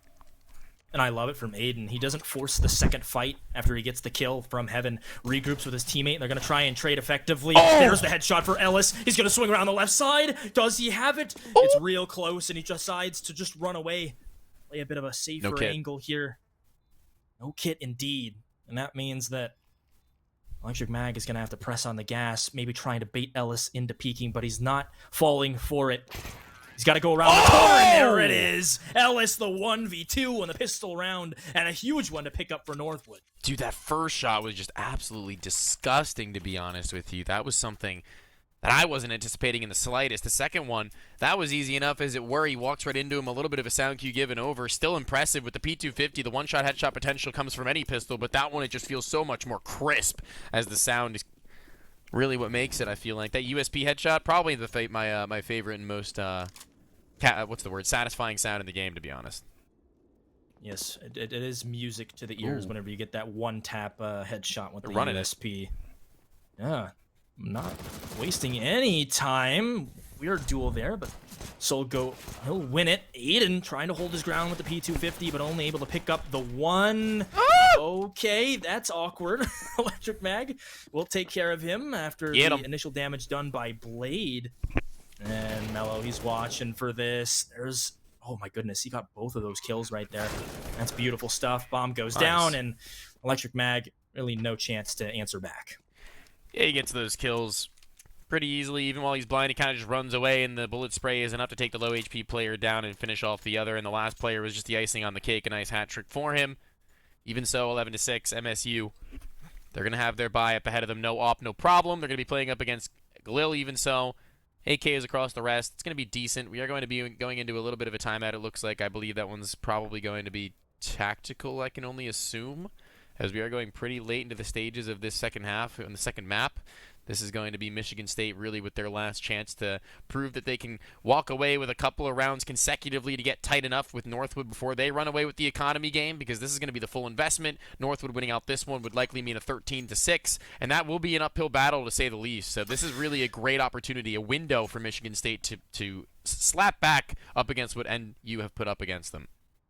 Exactly. I mean, these next few rounds are going to be indicative as to how the rest of the half goes down. Northwood already building up a pretty comfy lead right now, 5 rounds between them and the opponents. And if they can win this, drop them off the rifles back to the pistols, then things are going to get a little bit dicey for Michigan State, fall into maybe a little bit of desperation mode. And that's when things can kind of get out of control. But Mello, so fast through the sewers, trying to gain an angle onto one of these players.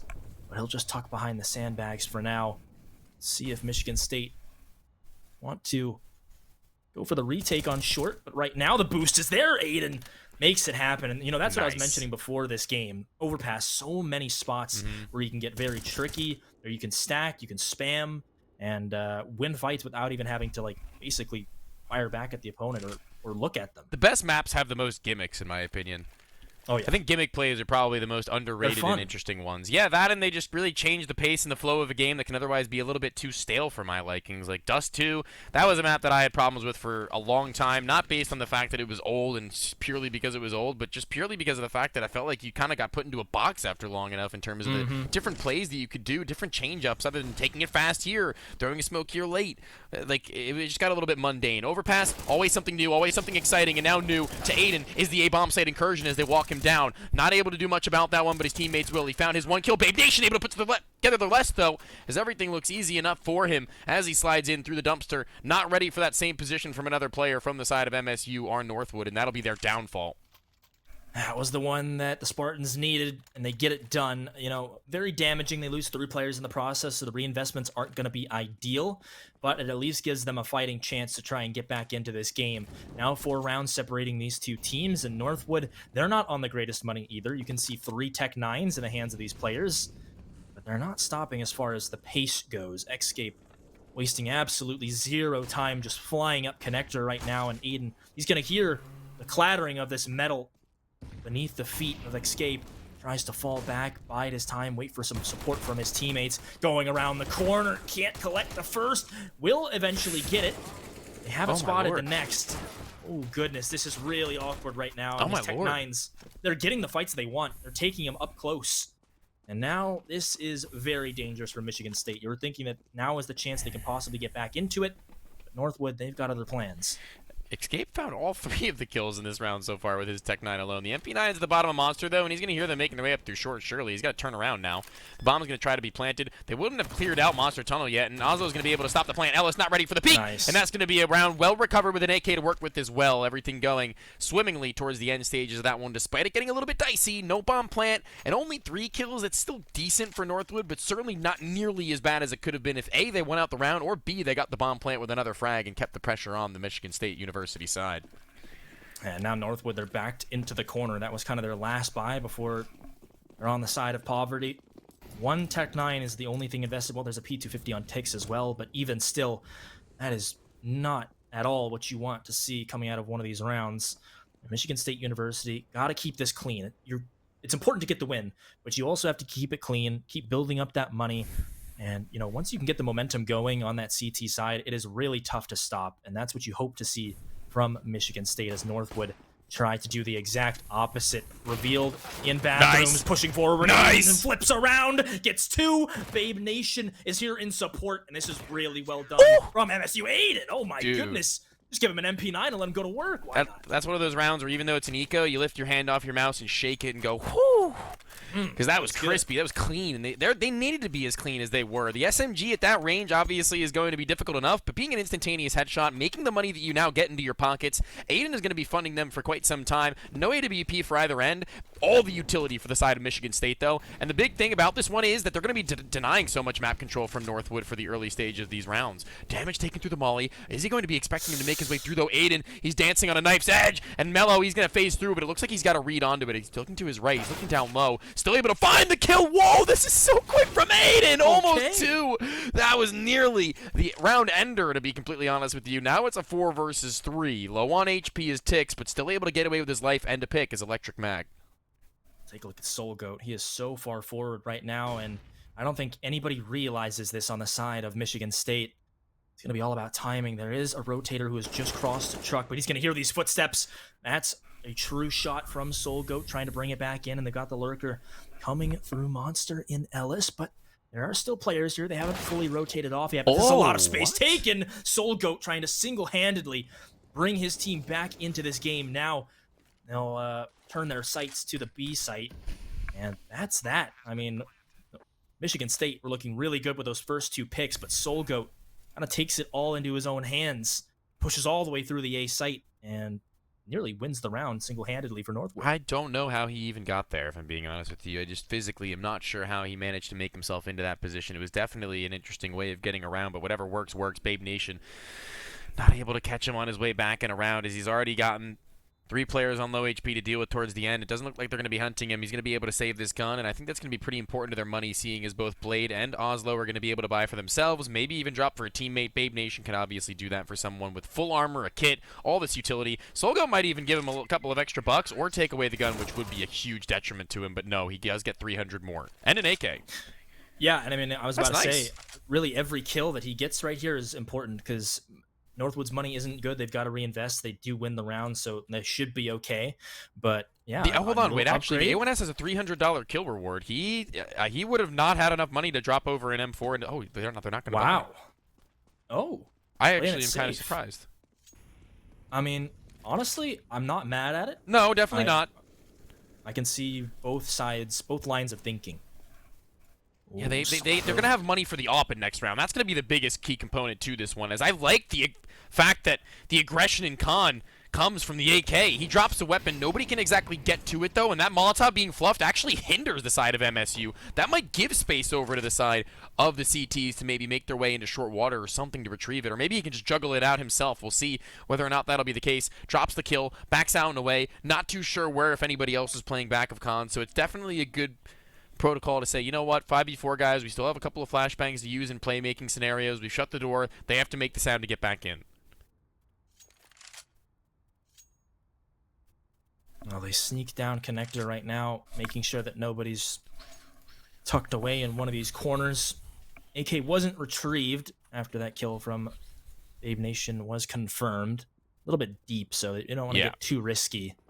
And so now, 45 seconds to go. All of Northwood reconvenes outside of Monster, and they're going to try to make this execute happen. 2 players will be the sole line of defense for Michigan State as they barrel their way through. Ellis leading the way. He is the entry fragger. Can't confirm a kill just yet. They haven't cleared barrels. Now they will. Oh my goodness. Good kill from Ellis. That's 2 going their way. Now they've pretty much locked Michigan State out of the bomb site. Through the smoke goes Blade. He'll pay for that one in kind. And now it's just a matter of timing, but wait a second. Michigan State, they're still hanging around here. Oh my goodness, it's a 1v1, but he knows that he's tucked in graffiti. Oh, he wins it! Oslo with the Desert Eagle gets it done. Oh my goodness, what a turn of events. This is absolutely the time for MSU to come alive. This is the moment. Again, I will harken back. Nuke, not the greatest looks in terms of the competitive integrity of what we were seeing from Northwood. This time, as far as I can tell, they're giving it their all. They're not cutting any corners. They're just doing it as they normally would, playing the game as they would, buying as they would. And right now, MSU are a league above. Individually, it feels like now everybody's starting to wake up a little bit. Aiden was absolutely in the doldrums in terms of the kills in the end of the first half. And now, he's looking like one of the better players on the server, and Oslo has just come absolutely swinging into each and every one of these, not only early rounds, but clutch rounds as well, and that's exactly what you need to see from him. 10 kills up, though, is Mello, and he's still only 2 rounds into the lead.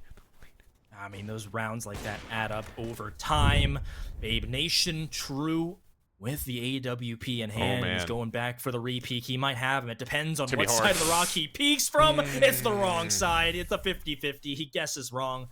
A bit unfortunate there. So we're back to the 4v4. Now that's the AWP down, which removes a bit of a threat for Northwood. They'll feel a little bit more comfortable as they now push back through Monster once again.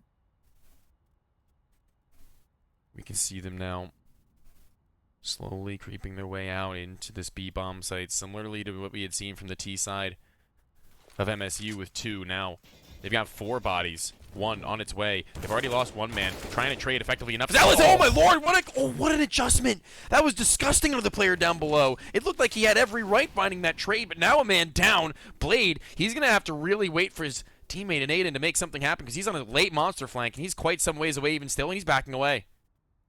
Yeah, and this just has to be the call, unfortunately. The money is just not there. Yeah, Babe Nation does have 4.5, but everybody else is sitting low. And, I mean, that is incredible from Ellis. Why not? Like, the fact that he gets the kill and then so quick on the readjustment with the crosshair right to the spot where he's getting peeked from, incredible. Super impressive. You can see just the individual aim talent of these Northwood players.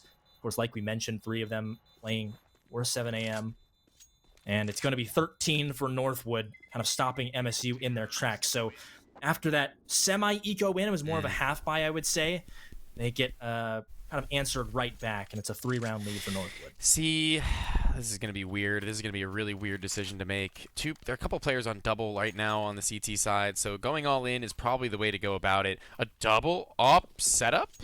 Okay. That's certainly an interesting call to be made, as now they do have the potential to make something happen in terms of picking up guns and tossing them over to a teammate in the mid-round, perhaps, as they do send 1 over towards that connector area. It looks like Babe Nation will be taking up residency over there, I believe. Actually, no, he's heading towards bathrooms instead.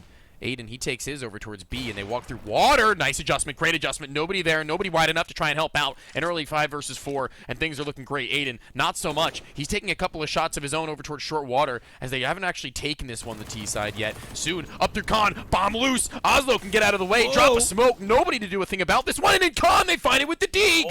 Down in the smoke, though, Mello. He's got to do something about this. He needs to be the hero of the round, tucked into it. Oslo, reading the situation well enough. 5 versus 2. Don't let this one slide. Ellis, back turn. Oslo still able to make his way back in for the fight, but Mello with an opportunity now to slide in. Oh my goodness, Ellis gets the 1. It's quickly traded. Now it's on to Mello. 1v4, he's gotten the first. Bomb still back up in a very exposed position, but he will be allowed to retrieve it. And man, what a crazy this pick. is just putting me on the edge of my seat right now. Does he clear Blade? Oh no! He's giving himself away. He could have just tucked, but he does bring Mello down low. That's the advantage here. That's the trade-off. As he now goes through sewer tunnel, smoke down towards sidewalk, and through monster he goes. These shots would have to be clean, and there is still a big green in play in the hands of Aiden. They're both hopping. It's a retake with 2 ops. You could just watch this cross, surely. That nade. If he tosses an nade into heaven, it'd be really weird, but it'd be awkward if it does work out. He's going to plant. He's going to go full balls out on it. Aiden just jumping up. I don't know if he spotted the shoulder, but Mello seems to have an inkling. This would be a back-breaking clutch to win, not only in terms of the money, but the round count. Now 3 away. Can't let this one slip, Danny. Yeah, you absolutely need this if you're Michigan State right here. And yeah, like you mentioned, 2 ops, not the greatest in a retake, especially with Mello being so low. You see the USP picked up from Aiden. There's the first shot from Mello. Just 1 would do it. There it is, Babe Nation. Ooh, ice in his veins. Why not?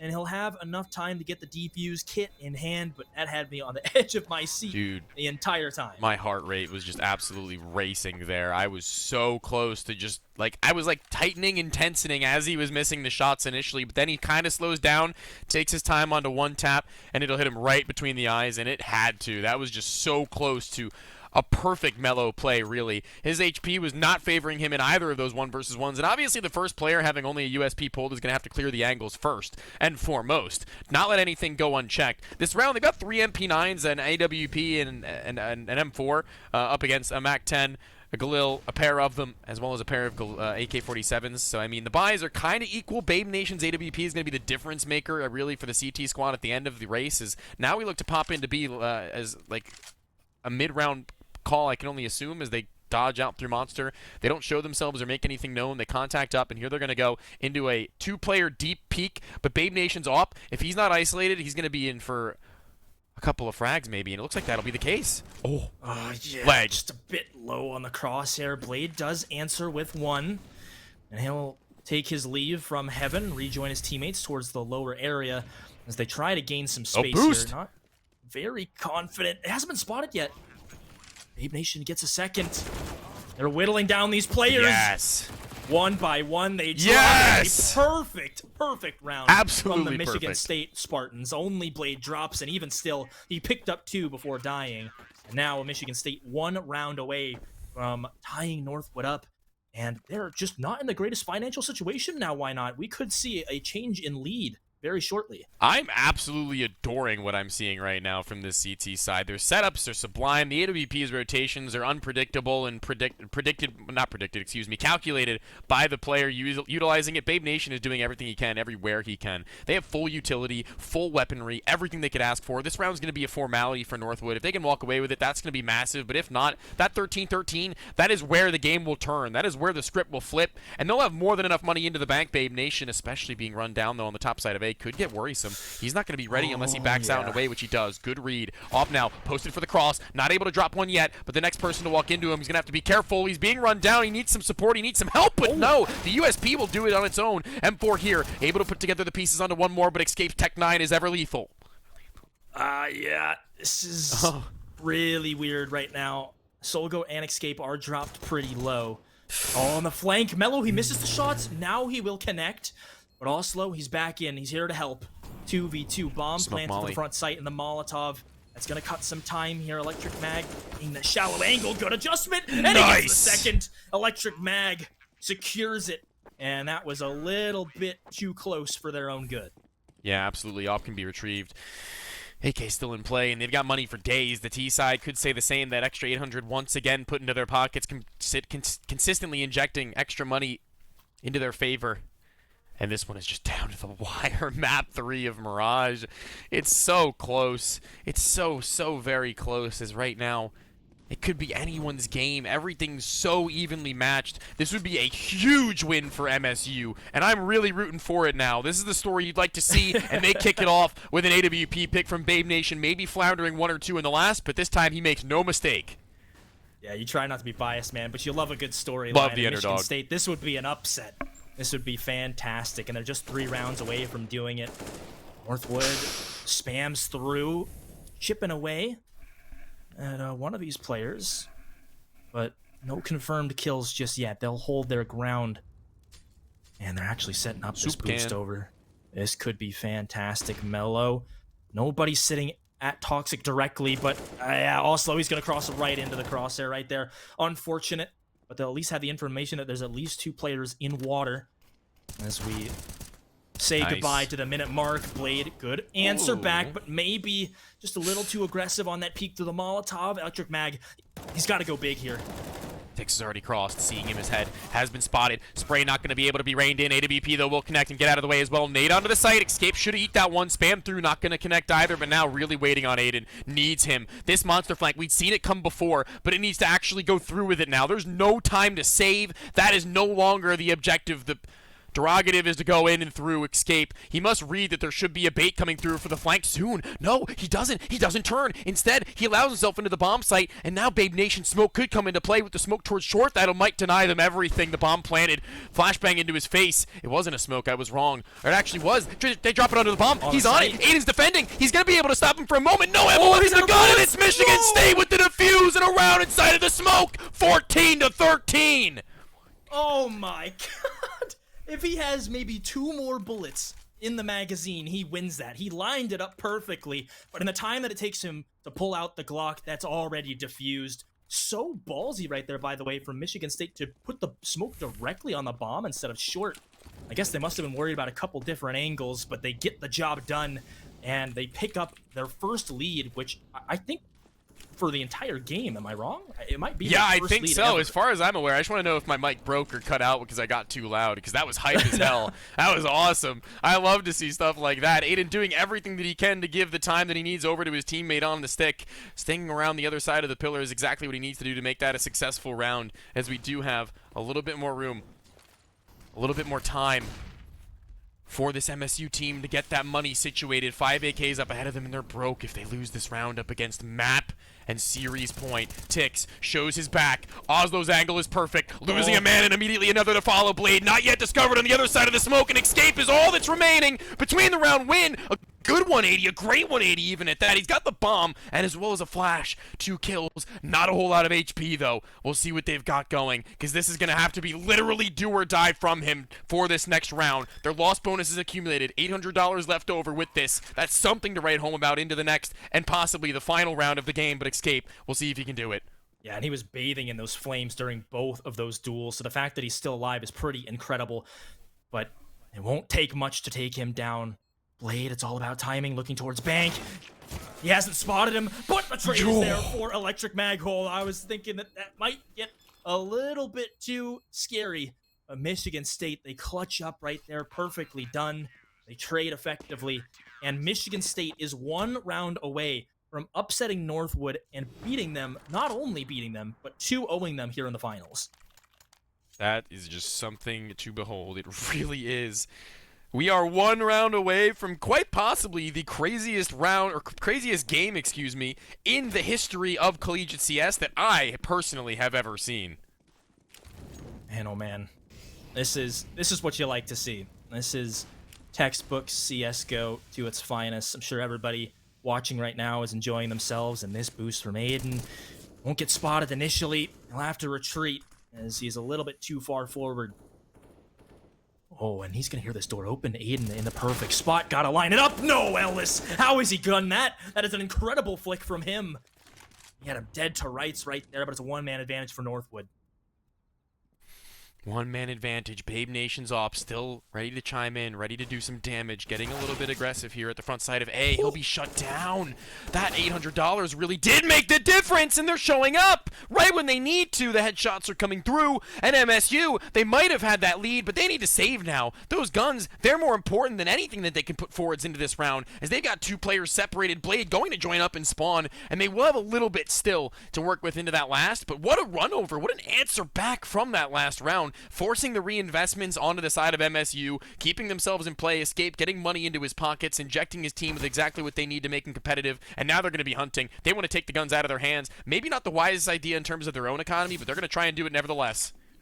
Yeah, and I mean, it's not like Michigan State played this round wrong. They had the right idea, they had the players in place, they were aiming at the right positions, but it's just kind of the individual skill of Northwood coming through. Now they're getting run down, but the damage is being done. Oh goodness, 3 kills after the bomb, 4 kills after the bomb explodes. That is actually pretty important for Northwood. They keep kind of pressing on for that hunt, and pretty huge for Michigan State to survive with those 2 rifles. They'll be able to toss one over. Can they do it, man? Oh, I think they can. You know what? I'm going to cast or curse it. I actually do think they can. I think this is going to be a real showing of what these players have in terms of the resilience that they've shown all series long. Having that 1 round up, having that run map up, this is going to be where they really need to come to life. They have utility to where they can make some plays. They're not going to be able to play for any sort of a serious retake. They're not going to be able to play for serious rate rounds, and it's going to be Mellow to open things up. Blade loses his life, Babe Nation to drop as well, and not what you like to see in the early stages. The cohesion between the 2 players are not really well synergized in terms of being able to trade off of one another. The playmaking is not there. The flashbang is not blinding anybody, and that's going to be 2 players dropping towards top side A, and the gamble stack is going to have to come through. Yeah, 2 early kills from Northwood, and that's something that they haven't gotten very often in this half, those opening picks that allow them so much space. Now they regroup, 4 players walking through long. Michigan State's remaining. They have rotated up. There's a couple here. Oh, Electric Maggie needed that second one. But Oslo still hanging on. He's still here. It's a 2v2. Why not? And the bomb is dropped. You can watch the cross from long. Needs a teammate. He needs him. Oh, Ellis! He lines it up. And now Aiden with just an MP9 to his name, lurking in the smoke, waiting for his time to strike. He's playing it patient. He'll now walk out Has Ellis spotted him? No, he hasn't. He'll get around. He gets the kill. Lucky one. 7 HP remaining. Smoke doesn't land directly on the bomb, and it's an AWP on the other side of this fight. I don't know if Aiden can do this. Picks up the M4. 21 bullets in the chamber. Plenty of him for him to spray it down. What is the approach? Goes to the AK. Op trained on the position, not falling for the bluff just yet. He presses forward to try and get a better run at him, spamming through the divider. I don't think he has enough time, and Mello turns around, bullet to the face, and we're going to OT. Overtime. That was not something that I was anticipating. I was really expecting an MSU close. That seemed like they had everything going their way, and it all really does loop back to that 1v2 attempt from Escape. The fact that he's allowed to get back up towards A, I mean, they weren't ever going to be able to stop him, right? They weren't ever going to be able to not have him get to that position because he was already so far forwards. But it's a matter of him getting one more kill that might have changed the tide of the round, maybe allowed him to drop an AK, having to force reinvestments and breaking the money of Michigan State farther than they would have liked. And now they've got everything to work for. They've got everything to work with. Nothing is lacking for the rest of this overtime other than maybe an op if they can't continue to win them out. We'll see whether or not they can come forwards and ahead. Babe Nation really with a lot on his shoulders, honestly. And this really is the test of strength for Michigan State right now. Both of these teams with everything they could possibly need in a round like this.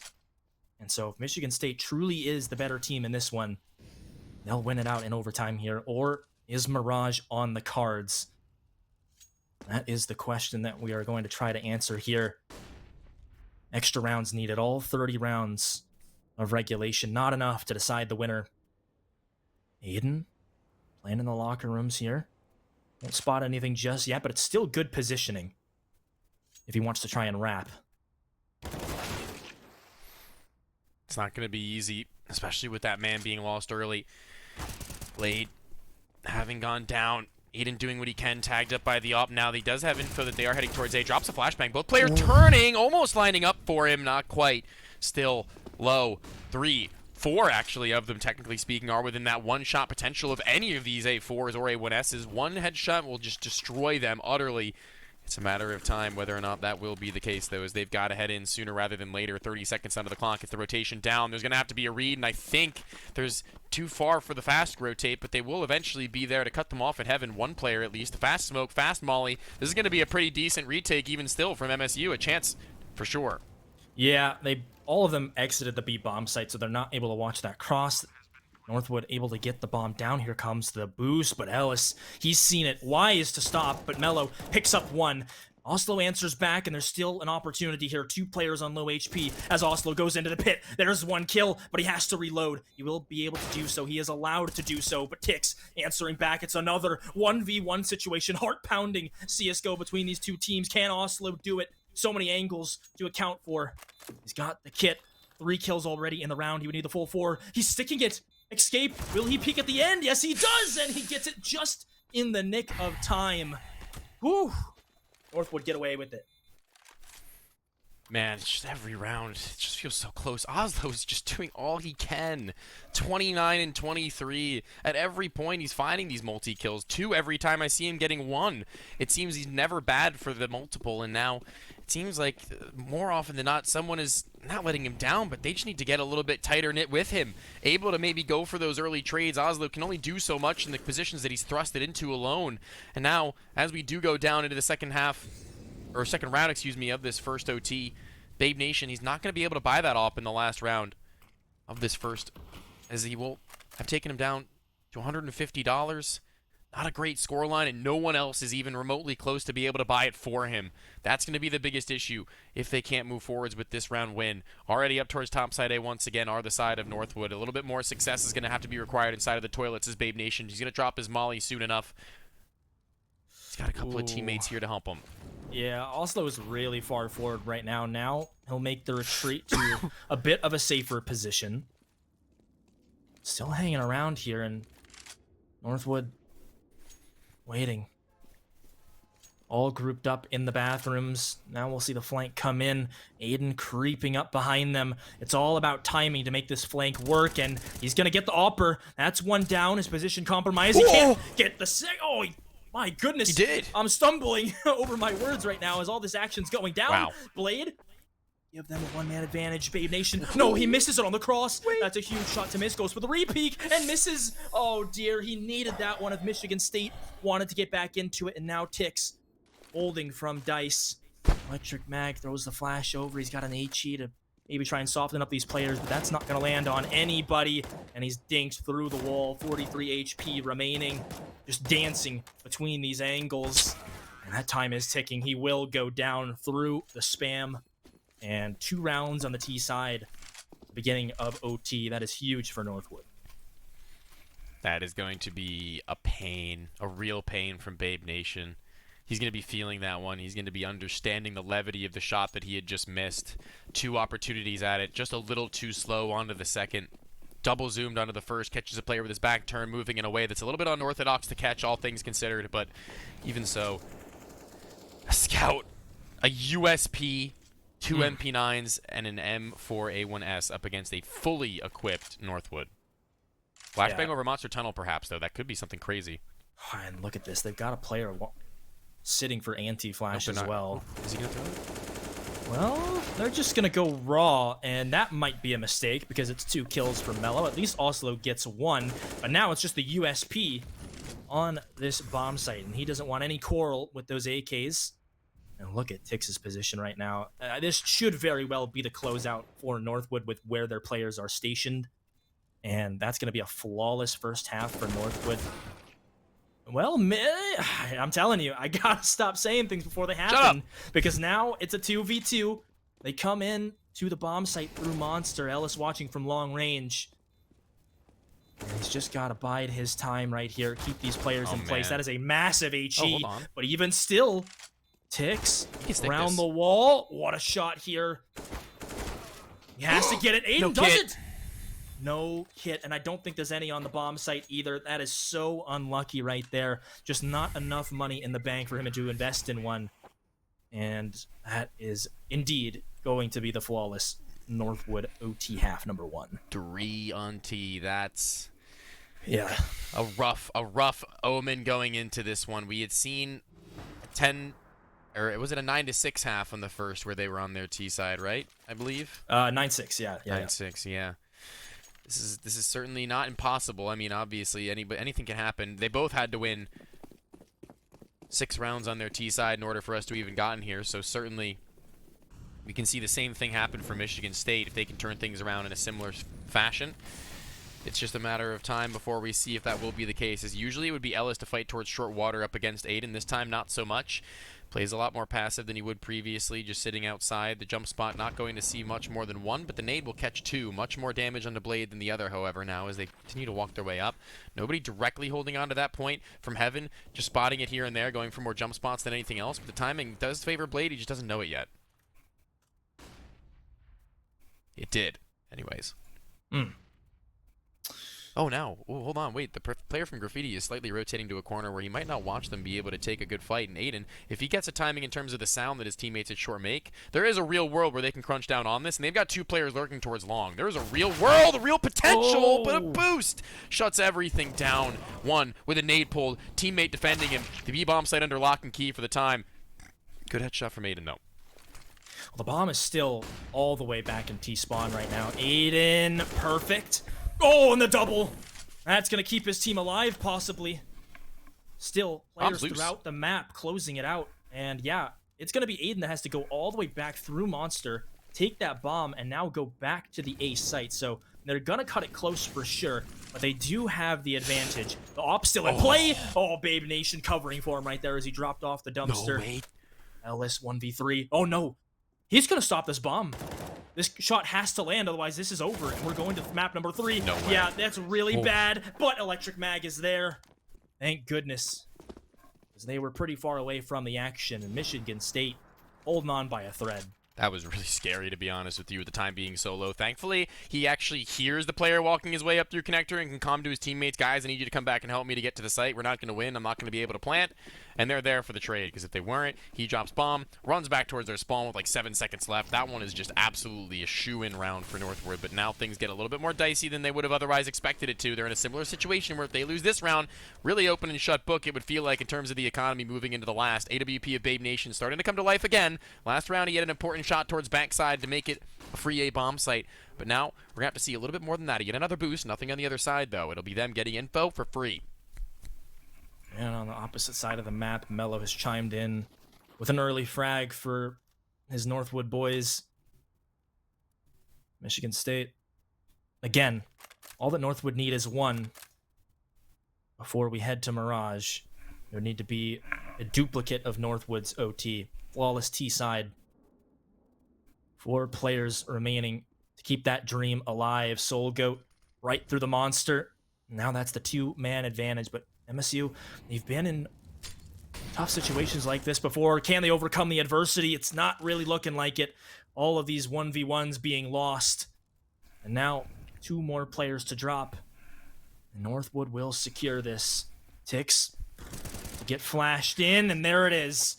A really good looking round to end it off, and we need all 3 maps to decide the champion between these 2 teams. Why not? Mirage. The Mirage is going to be where we end up. That is certainly going to be an interesting affair. That is one that really does promote an individual squad to come to life. Like I was saying, a lot of gimmicks and a lot of different change-ups you can throw on Overpass. Not so much on Mirage, but there's definitely a lot that you can do on your CT side. That much is for sure. Some things that you really need to read as an offensive, and we'll see whether or not either of the 2 teams who come out on top of that knife round can be able to do so. But until then, Danny, we do have a little bit of time before we jump into that 3rd and final map of the night to finish off the finals now. Who will come out on top? Northwood, MSU? You'll have to tune back in to find out in just a few.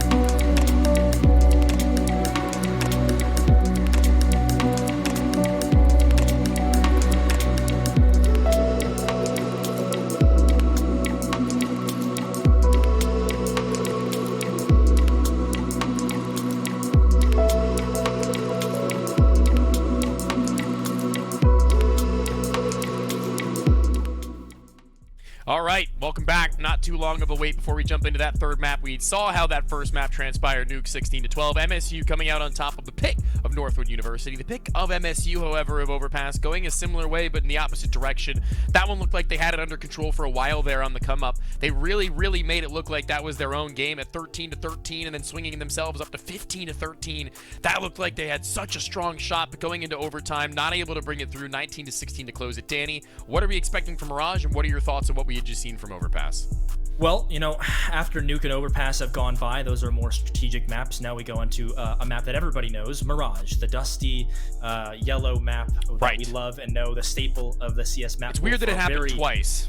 Very long time. Yeah, I know, right? Two dust-covered maps. I don't know what they were thinking there, but here we are. And it does come down to a little more of just individual aim and skill. Classic 3-lane map. You've got A, you've got mid. Very big point of contention between two teams. It'll be interesting to see how each of the teams kind of approach taking mid. Will they go aggressive? Will they allow it to be, you know, kind of stagnant for a while? That's what we're looking for. But, you know, to go back to Overpass and just the way that things transpired, man, we were talking about it during the break, but if Michigan State end up losing this in the reverse sweep fashion, they're going to look back on Overpass and say we had so many times to close it out and they just couldn't do it. And I'm telling you, they're going to be kicking themselves. So hopefully for them, they can pull their pants up and kind of readjust their mental and close out map 3 in good fashion.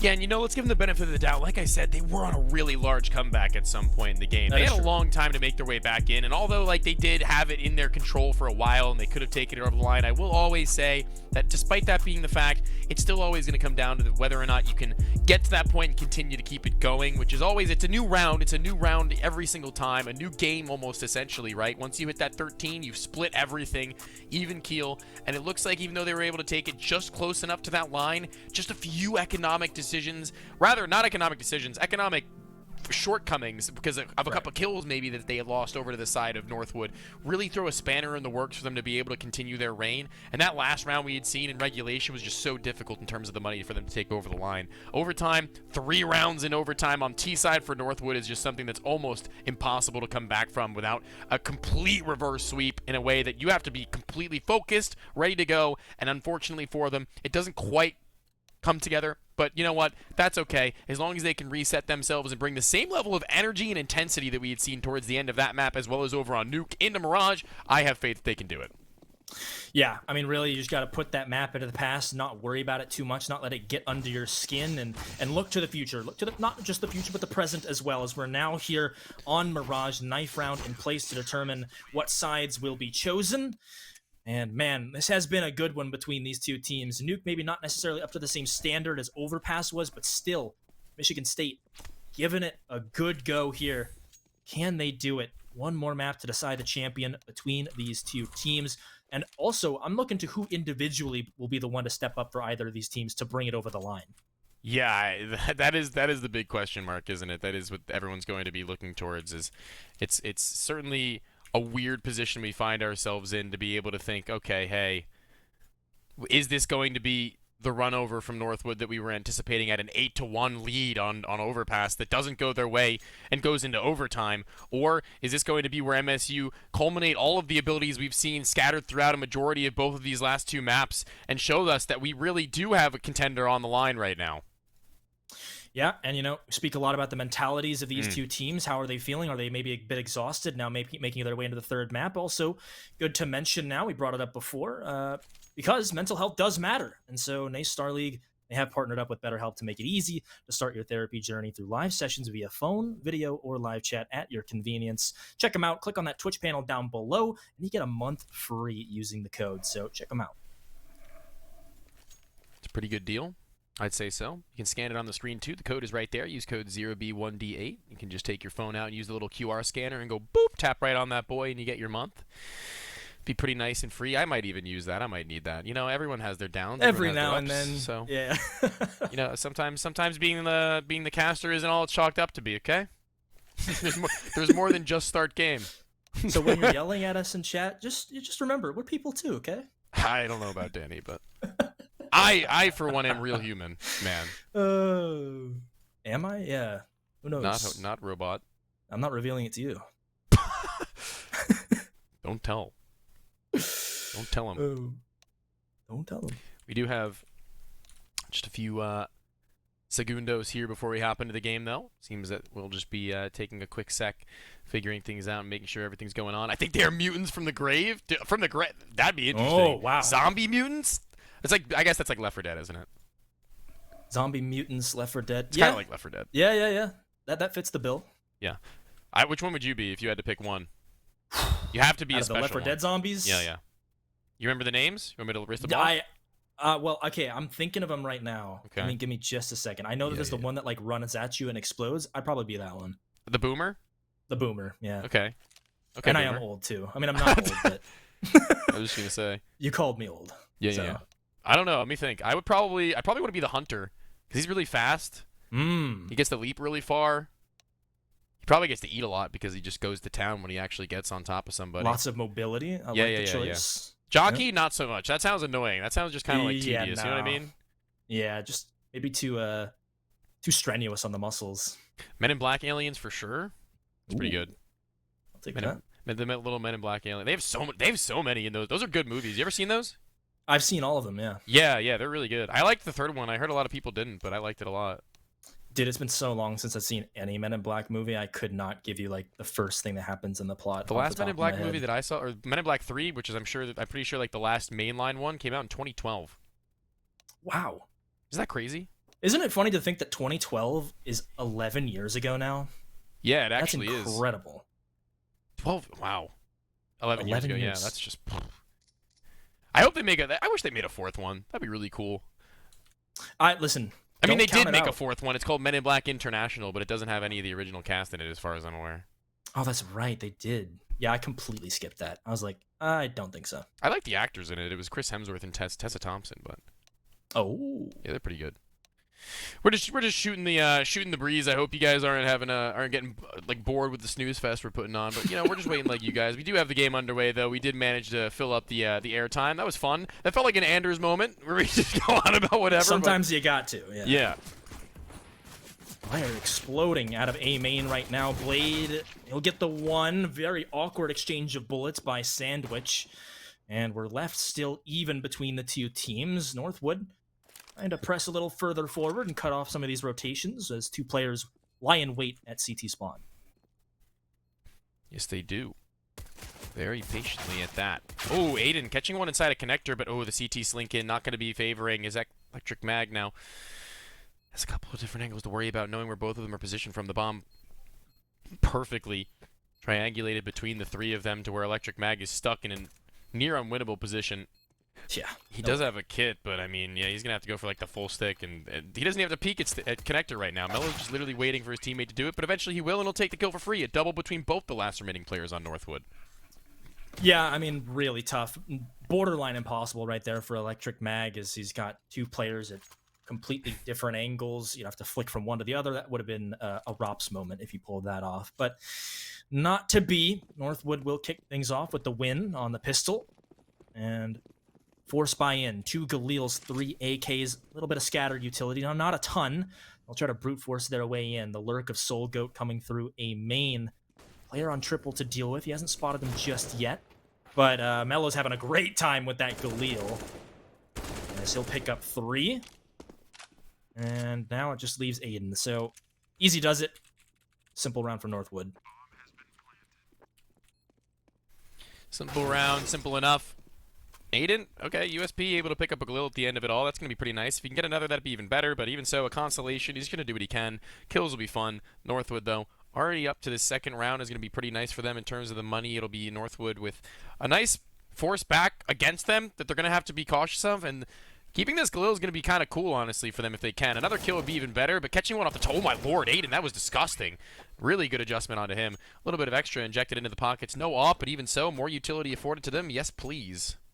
Yeah, Aiden is one of the players that I really like to watch from this Michigan State squad, honestly. His raw aim is pretty incredible. And, you know, you can talk about pre-aiming and making sure your crosshair's at the right level, but in really awkward situations when he's swinging out there, the ability to adjust is not easy, and not everybody can do it. And Aiden, he had a pretty good game on that CT side of Overpass, and he'll be look to be bringing that same kind of performance into this map. They'll need it for sure. Yeah, they're absolutely going to need it. everything going the way of Northwood in these last few, but even now, things getting a little bit awkward at the front side of A with Soul Goat in front of a Molotov tapping away at headshot angle, but 2 players to peek, and that is where things can go sour. Things can go south real fast with a 2-2 split now, regrouping with 3 towards mid. They're taking it quick, and they're going to have to. Losing that man, that's a lot of map control lost. Smokes for the window and deep connector land. That's going to give them a little bit more room to work with. As Escape, he's on that solo mission up cat. 2 players on B site for Ellis to deal with, but he's not going to fully commit to this. He'll just hold that tight angle, very tight angle. Won't see anybody just yet. They've got options. Full mid control. Seems like Michigan State are okay, content with giving that up, at least for the time being. There's the opener for Northwood. And Tix, he's got a really good timing right here on this flank through the connector. Walking his way up now, good on the first shot. Low on HP, still making himself a nuisance into this one as he's gotten a 3 versus 3 ensuing now with 40 seconds onto the clock. Doing what they can, playing around each other now as they do cross into this site. Tix is going to be the one taking point blade. If he finds him with 1 stray bullet, that could be huge, but he's finding the high HP player instead, even better. Trying to molly on top, spotting a player wide, tosses it out a little bit wide himself, as now they will be able to put down that plant, but not if the CT player has anything to say about it. Tix gone and out. Ellis now into the clutch. 20 seconds remain. Can he get it done? Tapping on. Going for a little bit more of a fight. He won't be able to win it out at the end of it all anyway. It will be the 2-player stand-up and a second round on the cards now if they can. Well, I mean, even if Northwood don't win the round, they still get 3 individual kills, which means that it's going to be harder and harder for Michigan State to build up that money, keep them comfortable. You can already see there is Oslo with that MP9. We'll see where he gets stationed and how he can make the most out of that SMG. As again, Northwood University down mid. Good trade from Escape. He'll take his teammates AK, say, I can do better with this than what you did. And Tix already up in connector. This is a lot of control, but Michigan State, they have been able to kind of hold it down even if they don't have control directly of mid and connector. Babe Nation, he's going to have to do a lot here. Maybe overstays his welcome as it's just the 1 kill. And Oslo, he's rotating all the way around. Rotating around right when he needs to. Where he has to is it's 1 player to rule them all with an MP9. It's going to be a tough ask, but surely he'll try and do something about this one. No really any room to fall away any longer as he's locked in. See if what he's got, what it takes. 2 players between each side of him. He's still sitting his ground, waiting for somebody to exit, and that's really what he can only hope to find at this stage in the game. Danny, it's going to be a nice conversion, a nice bomb plant, and a good way to set back the members of MSU after their round win in terms of the money, as they do exit, and he will find nothing other than maybe an upgrade in the site, and it's a Galil. Yeah, I mean, both teams right here, this round was pretty important for them. Whoever lost it was going to be not in the greatest financial situation, but it'll be Northwood to extend their lead. Now up by 2, still very early on in the half here. Michigan State have only had 2 gun round buys, and they're 1 out of 2 so far. Now they're on the back foot. Just that saved over Galil from Oslo, and the rest of the team try and rally around him and make the most of that single rifle in the hands of Oslo. Pistols galore. We'll see just a moment's time if they're strong enough to stand tall against what is a full purchase without the AWP from Northwood. So far, not so good. Already 1 removed. Escape to find it. 2 players spotted topside con now. Tix and Soul Goat can work in tandem to deal with them. Swipe them aside as they do find 1 inside of the window. The remainder will fall. The rifle still yet to get activated into this one, and now the last one left standing. Oslo, he is so far removed over at that B bomb site. He's going to have to make his way back into through the murder hole, and that is a rough ask again. A 4th, and now finally a little bit of money into the pockets of the CT side, but is that going to be enough for the buy, Danny? I mean, you can, but it is really risky because then you're going back to the save once again, and you're not at full strength entirely. There's no AWP. And so I do like the call here from the Spartans. They're just going to save 1 more round. Northwood, they'll have a little more of a cushion on their lead, but still nothing that can't be overcome. We saw them on an overpass. They were down many, many rounds and made a very convincing comeback. 4 players, single file line through a main. Aiden, he's got the timing. That'll be a nice little reward. They'll try to make that rifle do some damage here. We have a little bit of time upon us now with that man advantage pick for them to work with to utilize it. Aiden gets away scot-free. He's going to need a little bit of body power, though, at that B bomb site for Babe Nation to do anything about this one. They've got no utility. It's just going to be full firepower required up through mid soon. Scaling, continuing to push through with only their pistols. Babe's going to be blinded, mollied out of position as well. He's going to have to take up a new position himself, and he'll be clotheslined. The next inside of the window, Aiden not able to do a thing about it. And even so, they do catch a man into the back. The bomb still carried by Escape and Catwalk, isolated by a smoke, no vision. And now the post plant. That shot's going to have to be insane from Blade. I'd love to see that. At that range, it's going to have to be in the 5-7. They do both find the shot. How is it happening? It's working. And they've got one man on low HP on either side. He does deal with the first. Mello has to get away somehow. Needs to get back and out. An Electric Mag not going to allow him. No kit, no problem. They've gotten their second in the most unlikely of potential. A scenario that gives their way in one of 10 worlds, it feels like. Yeah, that should almost never happen if you're Northwood. There was one saved over Galil. Then you get the AK in play, and it's not like it really did much. You get that final kill, yes, but still, the Deagle's ringing for Michigan State right there. I would have liked to see the POV of the guy on Cat. I can't remember who it was, but he actually landed that shot on the player from bench. So incredible work there. They're keeping the match close. And now that was the save round for them, which means they're now at full strength. They've got the op in the hands of Babe Nation, which is where I feel he is at his best. And they will try to whittle away at this lead that Northwood have built up early in the first half. Now, AKs versus the AWP of the man you mentioned, Babe Nation, the star of the show, the second star of the show, I would say, rather, on Overpass. Oslo, he really went above and beyond at every given point.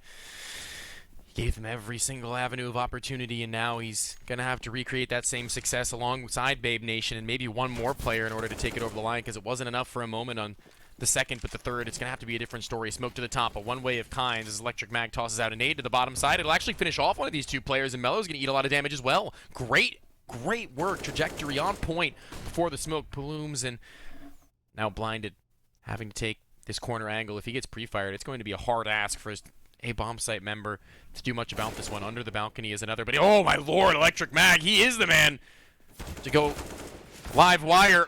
Another one from him on the long range spray. He is coming to play on map number 3. I love it from Electric Mag. He takes the initiative. He could have just sat in that static angle and waited for someone to swing around the corner from the flashbang as the smoke dissipates, but he takes the initiative. He peeks in, gets the one, swings out, Cat player down for the count. And now Michigan State University, they have everything they could possibly want to win a round. They're one away from tying at that op. Waiting! Oh, there it is. The timing is on the side of Babe Nation. Soul Goat quickly maneuvering through Cat, but Aiden responds in kind. That's 2 kills very early on for MSU. Hold on, though. That smoke might fade over towards Cat's side. It'll actually give Electric Mag a little bit of a timing, but no, it won't. He'll be able to make his way around the bend. Players falling, even still blind over a Catwalk. The Apps player has fallen as well. And Ellis, nothing more to do about it. This one is slowly looking more and more dominant, I would say, in fashion. These rounds, no bomb plant, no kills even there to make it 4-4. And this is a great revitalized look for Michigan State University. From what we were seeing earlier, not only in this map, but towards the end of the second, this is just awesome. Yeah, it does seem like they're kind of finding their footing now and understanding what they need to do to counter what Northwood is throwing at them. This op is going to continue to be a problem here through the wall, so it won't confirm the kill. He was thinking about going for that repeat, but that would have been dangerous for sure, as they now group up towards bottom mid through the underpass. Try to get some work done with these pistols. Michigan State, right now, they just are going to try to keep this round as clean as possible. Babe Nation holding the cross. Nice shot from him. And he'll back up to a safer position. Now he can kind of just hope his teammates hold the cross for mid and everywhere else, knowing that that position is open. They can play for it. Now lining them up actually inside of the murder hole, able to find a couple of frags there. A double, as a matter of fact. And Blade looking to finish off the last bomb on the floor. Body as well. A 5th round. Another flawless one, might I add. No reinvestments required. 10K for Oslo, 14 for Electric Mag, and just floating under in between $7,000 and $8,000 are the remaining players of MSU. They're set for quite some time, and this round, this is where another broken buy from Northwood comes through if they're not able to string a few together, and that is the name of the game. The economy is such an important part in Counter-Strike, and usually it's the CT side who are on the back foot, but this time, not so much. And it feels like these rounds have been gathered so quickly by Michigan State. I think you blink your eye and it was 4-1. Now it's 5-4 in favor of MSU. And you can see smoke's raining down. They'll try to hold on to this site as long as possible. This is a really weird position for Blade, and it's going to catch one of these players off guard. Escape with the immediate trade. Still a player in triple to deal with. He hasn't shown himself just yet. There's the swing. Able to get one, but the bullet spam will drop him before he can do any more damage. The bomb to go down, but not before Oslo says anything about it. Back and forth we go. Nobody really getting an edge on the other. The Molotov to force him up and over the top. Oslo, low HP, can't make the adjustment. But Babe Nation is there, and he's got the bomb. 1v1 situation. Quietly, Escape makes his way in. Not realizing where he could be playing from. The bomb still dropped loose inside of the site, and Babe Nation rotates around from from Murder Hole towards CT spawn. Will he be anticipating this? He first has to clear jungle and connector. Those are going to be the primary points of contact that he's going to be most scared of with 30 seconds left. Flash towards CT to at least delay and allow him to be able to do so more thoroughly. He's going to circumnavigate connector and stairs almost entirely, still reading the fact that he could be towards CT spawn, buying himself more room, space, gain, off, zoomed, pulling the pistol, not able to hit the shots. Bomb now still has to be planted. He's going to fake it more likely than not, and Babe Nation zoomed up and gets the shot. Low HP, no problem, pulls out the sniper and figures it out to find them a 6th and keep them into winning ways. 16K accumulated by Electric Mag, and not even remotely that amount from the side of the T's. Yeah, that was real close. I'm not sure if I'm a huge fan of him going with the Deagle pullout right there, but I understand that as he's trekking you didn't want to give through away any CT sound. spawn. Yeah, that's exactly what he wanted to do. Don't give away the fact that you're scoping in, and luckily gets away with it right there as he fakes the bomb plant. And so Michigan State University continue their winning ways here, but that's not a continuation. Mello shuts down Oslo very early on into the round as Spartans try to increase their lead. Momentum is building, but Northwood trying to shut it down. But again, why not? They're just not on a goodbye once again. Goodbye to the goodbye. It's going to be Smoke first top con, playing on the other side of it with a flashbang over his Mellow, but nothing actually to come through as a result of it. He's going to be put into a box of some kind, split between the sites. Now, with no more utility to utilize, it's going to be the full phase. One towards ramp. 3 in mid actually right now, but they're not going to go up through con. Instead, they kind of change their avenue of attack, maybe over towards a window boost, split towards B, waiting to see if Ellis can cook something up in the kitchen. Trying to cut off a rotation, perhaps. Yeah, they're not going to push too far forward into the window. They'll just station someone right outside of it to watch those possible rotations. Babe Nation, he's very far forward, gets the kill for free, drops out, and the Molotov dropped, and they're going to respect it. They're not going to go through it. That's going to give them some time, and Ellis, he's just looking the wrong way right there. Mello's going to try and return fire. He'll get the headshot. That's really clean from him, but they still got to deal with this ticket booth player. But Electric Mag, he knows there are multiple people coming up connector. Doesn't want to overstay his welcome. Shipping him down. All 3 of these players so low HP, and Babe Nation holding from long range. They're going to walk right in, and the double spray down from Electric Mag is good. Michigan State, they increase the lead 7-4, and they are looking real good right now.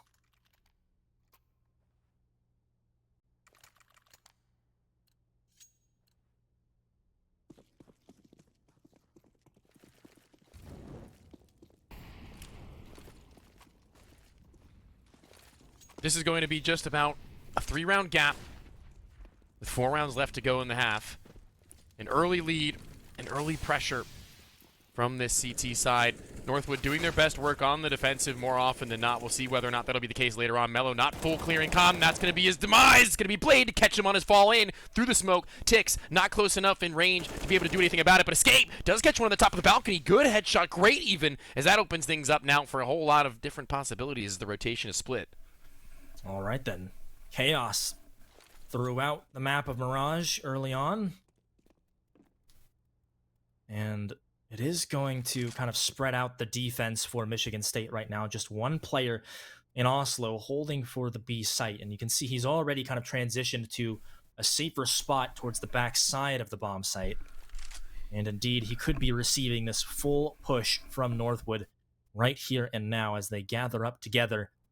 Try to make this happen. A ton of util still left on the belt. That's a great angle to peek from. He'll get the one, swings out. There's a second, and that's more than what you could ask for as you wait for your teammates to rotate in, and they're here on the double. So quick to answer, and it's just so beautifully done from Michigan State right now. A perfect hold. Oslo does the best he can to stay alive and gets 2 in the process. 8 rounds for Michigan State. Wow, this is just it's getting a little far. It's getting a little out of hand. Northwood now with another force back into it, of course.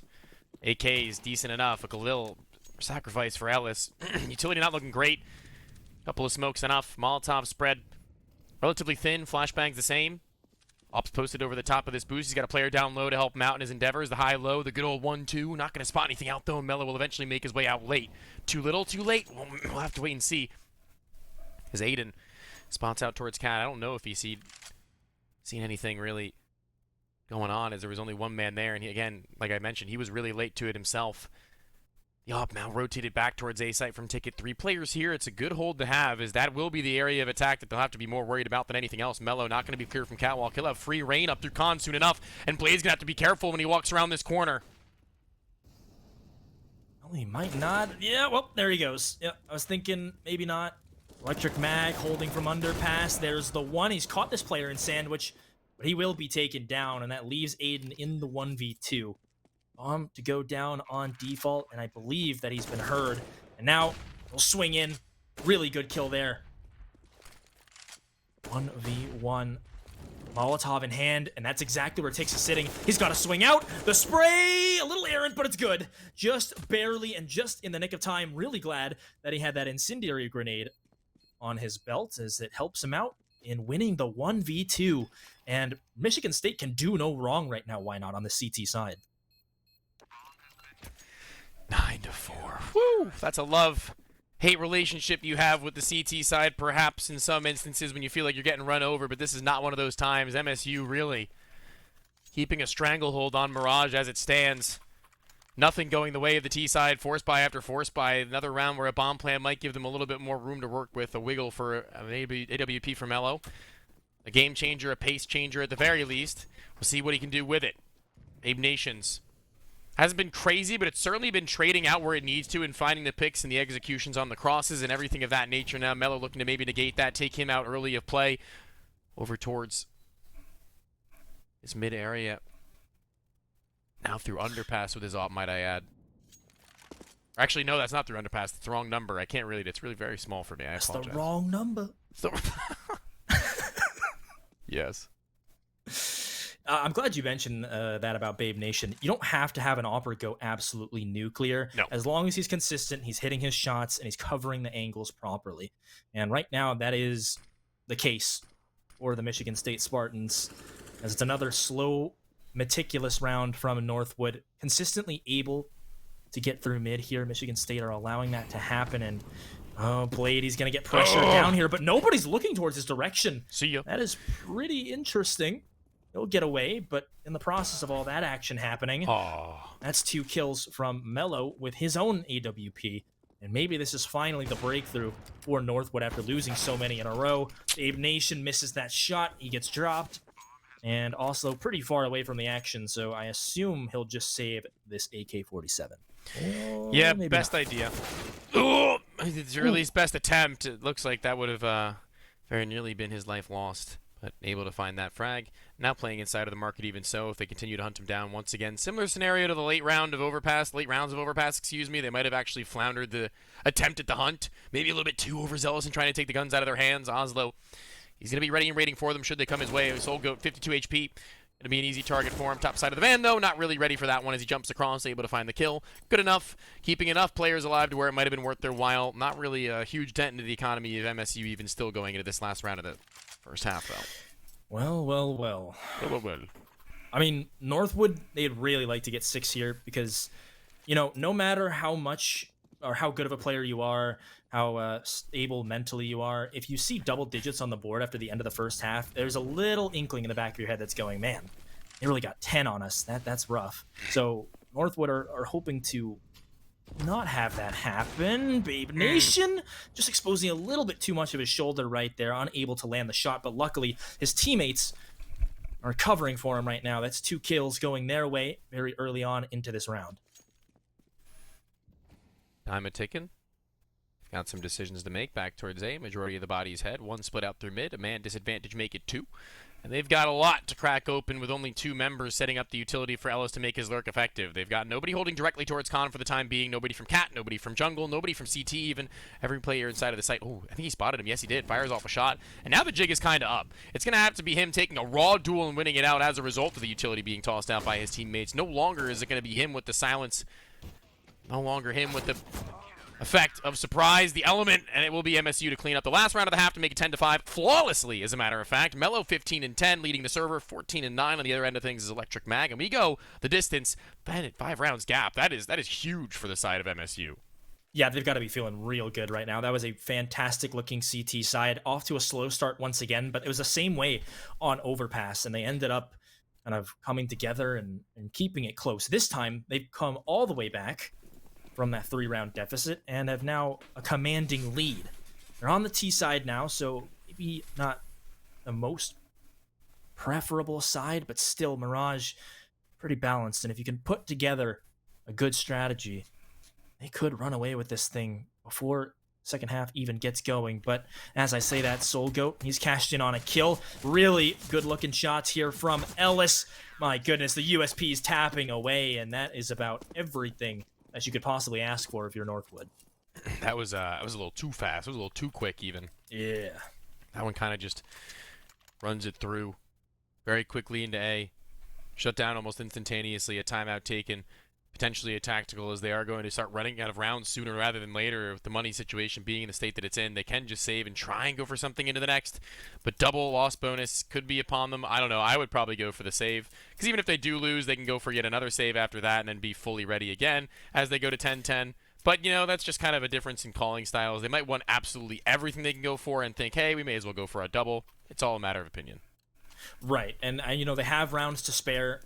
There's still a pretty decent gap between them Looks right like they're now. a lot like me. Yeah, it They does just like seem, me for real.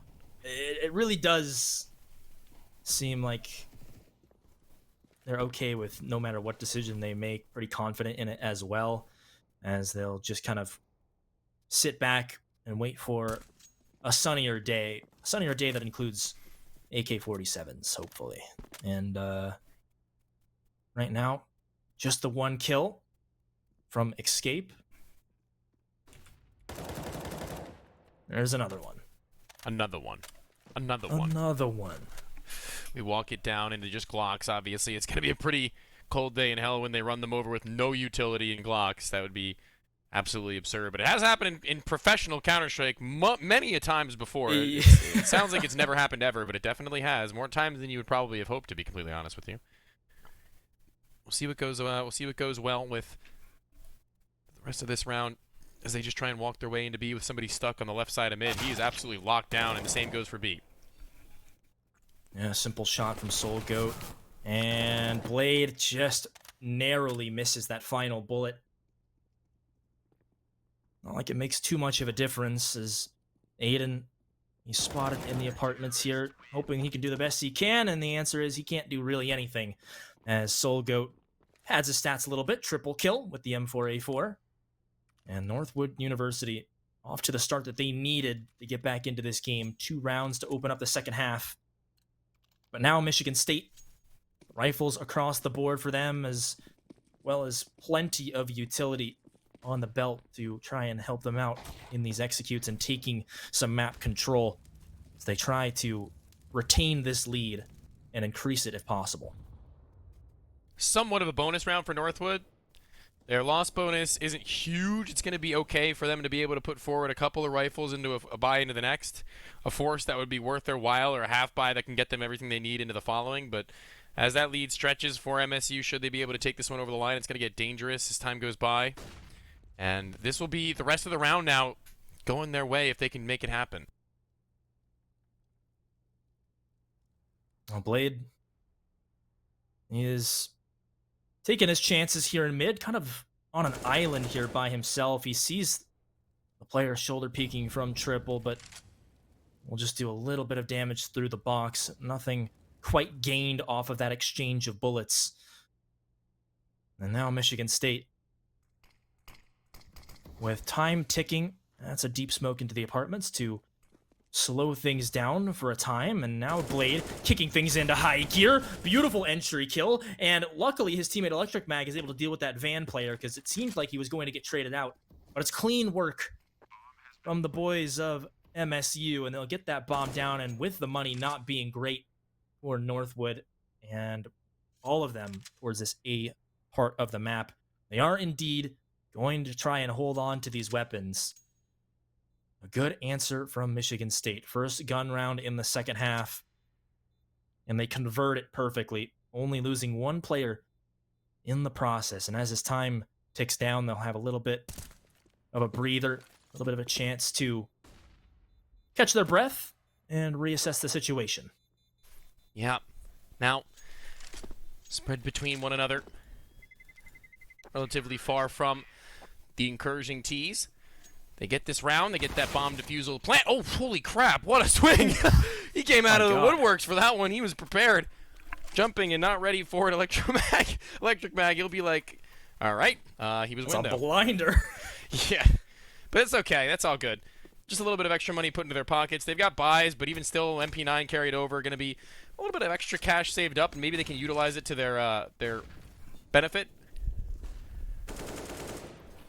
Oof. Blade. That was close. Yeah, he wants that fight towards window, and he's gonna get it. There's the re-peek. Really, really aggressive from Tix right there. Stays alive with just about 20 HP remaining, and Mello, he's got the angle, but Aiden quick on the trigger. Really good there. I thought he was definitely dead. Oh. But Ellis answers back. So much damage being handed across this mid strip of the map, and now it leaves Aiden and Electric Mag in a very tough scenario, alone in the apartments, and Aiden already pretty low HP. Soul Goat just waiting for a little spot, and there it is. Yeah, good reactionary play. That's the casual smoke. That's the Crim smoke, is like what I like to call it. That's the player that I first saw it thrown by, and he makes it work so very well, and everybody's kind of copied him in how he plays that same spot for so very long. Some of the best anchor players on B like to utilize that utility in many different ways, and he uses it to perfection here, drops it, calls for his teammates to pick up his angles, and they do so successfully, leaving it all into the hands of Electric Mag. 1v3, Tix is low. If he can manage to find one of these two high HP players and isolate another duel and find himself just as low as Tix, there's a real world, but we're going to have to wait and see if that is going to be the case. It's definitely doable. Time is somewhat against him here, and these players just hiding. And Soul Goat, just the head peeking above the bench, she'll take him down. And Northwood trying to hang on to this, 3 rounds down, and they've kind of pushed Michigan State to their limits right now. Yeah, forced they to absolutely save have. for 1 round. It feels like they're neck and neck through and through. That nuke honestly is probably going to be the biggest thing to come back and bite Northwood. It might be. They're just going to be headbutting the wall if they actually end up losing out to this MSU team who's shown up in spades. They've looked better and better as the series has gone on, and really, like literally as every round passes, they look like a better team. And this round, it's going to be a little bit of a throwaway. This is going to be one that you're not going to be remembering too very particularly unless the insane 1 versus 5 o'clock round comes through, but it looks like it's been shut down with relative ease. Babe Nation late to the apartments, being held already. Easy enough closer to 9 to the 11 of MSU. But here we go. This is where the game really gets on. Yeah, man. Getting into these late rounds, both teams nearly on double digits. And if we see anything close to what we saw in the late stages of Overpass, strap in, man, because we are getting ready for a fantastic finish between these two teams, Michigan State University and Northwood University, battling it out. Who will be the champion? Full strength for both sides. No AWP for Northwood. But we'll see if that even ends up being a problem for them, as Ellis is pushed up and no opportunity for a trade unless he goes a little bit too deep. Luckily, while that's happening, Electric Mag has picked up a kill of his own and brought it back to an even affair. And Soul Goat, don't see this very often. I was thinking he was going to push through, but we'll just kind of take his chances at the front side of apps. Things go quiet. 4v4 with Electric Mag being as low as he is. Gets a little dicey into the late stages where somebody's going to have to make that entrance, and Aiden, that was huge. I wasn't expecting such a fast trade from Tix, but his headshot potential is always so very high. Low on HP on the top of the balcony. Oslo's wrapping around the other side. He's got to be careful about a couple of different angles, but Ellis has his left, phasing through the smoke. Shadow seen, not able to hit the shot, though, and Babe, he's now got a clutch. I'm not sure if they knew where he was, but the zoom might have been heard. Tix looks like he's got an idea of it as one player still over towards the A-bomb site. Not able to hit on the first engagement, and Tix really the hero of that round with 4. Northwood really getting ever so close to tying things up and making this look like a game that they're starting to control on the CT side. I told you when they start to heat up on the defensive, that's where they do their best work, and now they're really showing it. Starting to come into their own. And, I mean, on that B execute, there were a couple kills that really should have gone MSU's way, but not to be. And now Northwood within 1, tying things back up once again. Michigan State on the back foot. Not a lot of money in the bank, so they will save timeout taken as well.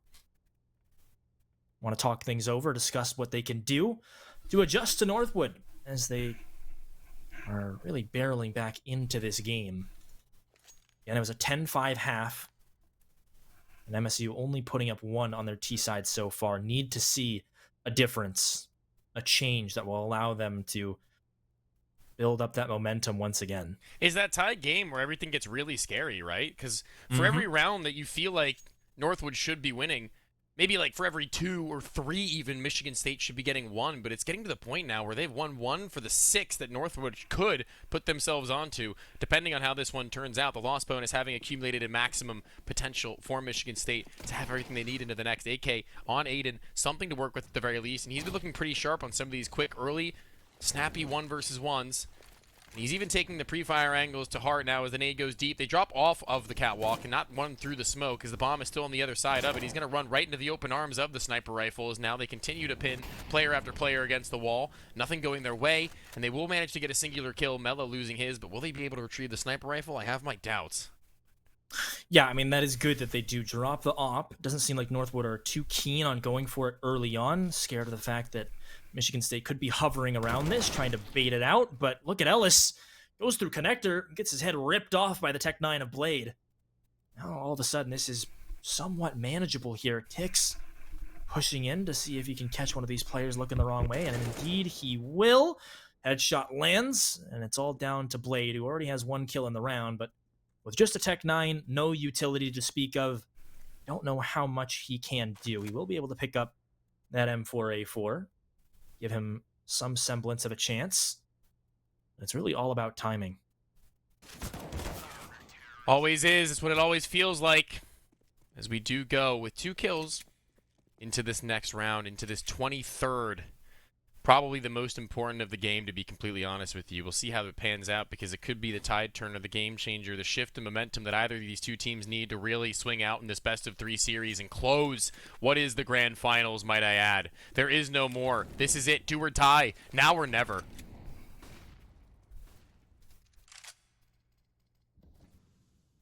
Oh, man, and it really does all come down to this. We've seen an incredible match so far. Oh, Babe Nation gets the better of Mello. Tries to push forward in the apartments. That's the opener that Michigan State need. And he'll hold his ground, waiting for a repeat, and he might just get it. Tix, he's thinking about it. But wisely, we'll sit back under. And that's going to be a head exposed. Aiden, good awareness to check that corner. 2-man advantage very early on into the round for MSU. And that now nade lands right on top of Babe Nation. That did. I was a Kobe. That's a 3-pointer. That's the buzzer ringing after he hits it. Sounded like a fart. Tix, one thing about Tix that I'll have to make note of, actually, as we go into this round, I'll say it after the fact, because this is a 4 versus 2, and it's still getting a little bit hot and heavy. We still have 2 players left to rotate back, both through CT spawn, and it looks like one is going to be able to set up the other. Tix with the flashbang, Soulgoat with the swing, sending it out now. Play with the nade out, Oslo will fall, and now a little bit more to be done as there's one under the balcony scene. This one's not done yet. They haven't even utilized their flashbang yet. The Molotov will go through, and this is now starting to look a little more dangerous than either of these two teams were anticipating in the earlier stages. Op swings out wide. Babe Nation, good to keep this one an even keel. Inside of the smoke, jumping around. Now trying to tap on top of the bomb, going for the full stick. It's going to have to be the knife inside. Not able to hit it. Eventually they will. The slash and stab and the spam and combination managed to find that one. I wanted to say that Tix, his headshot potential with the first bullet accuracy that he has is absolutely insane. And I mean, I'm glad that you mentioned that, because as you get to the higher levels of CSGO, that is much more important. Everybody He's usually entry can too. spray. Yeah, I mean, that's fantastic. And Tix being one of those players that is hopefully a significant boost and can give them those openers, can give them those kills to make it a little bit more manageable. Michigan State, they have retaken this lead.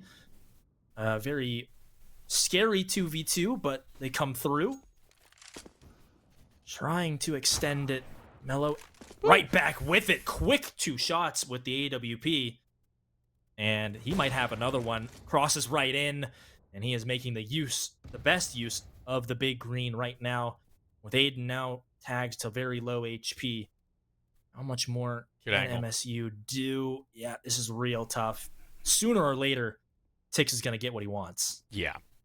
It feels inevitable as they walk through. He eventually peels himself off of it, though, and he would have gotten Oslo with his back turned for a moment if he had kept on to it. Not able to do it, though, and he actually might have given him a timing. Oh, no. Oh, no. If Tix is looking towards ladder room, turns back, but too little too late. Oslo gets the opener. The op not going to have to come into fray just yet because Escape has gotten all on his own. Gets both of them. Mello has done 3 in the round to give them that stance that they do, really battling back at Babe Nation and giving a statement to the server as he hits 20 kills and 14 deaths, leading it tied now with Tix on his same squad, 12-12. Will it be a back and forth affair? I'm not too sure, but the money is not looking great to meet the standards that North would have set. It sure does seem like it's going to end up being another back and forth affair between these two teams. As you can see, Aiden really with the only decent money to buy here, so he will go for the AK. Try to make the best use of it.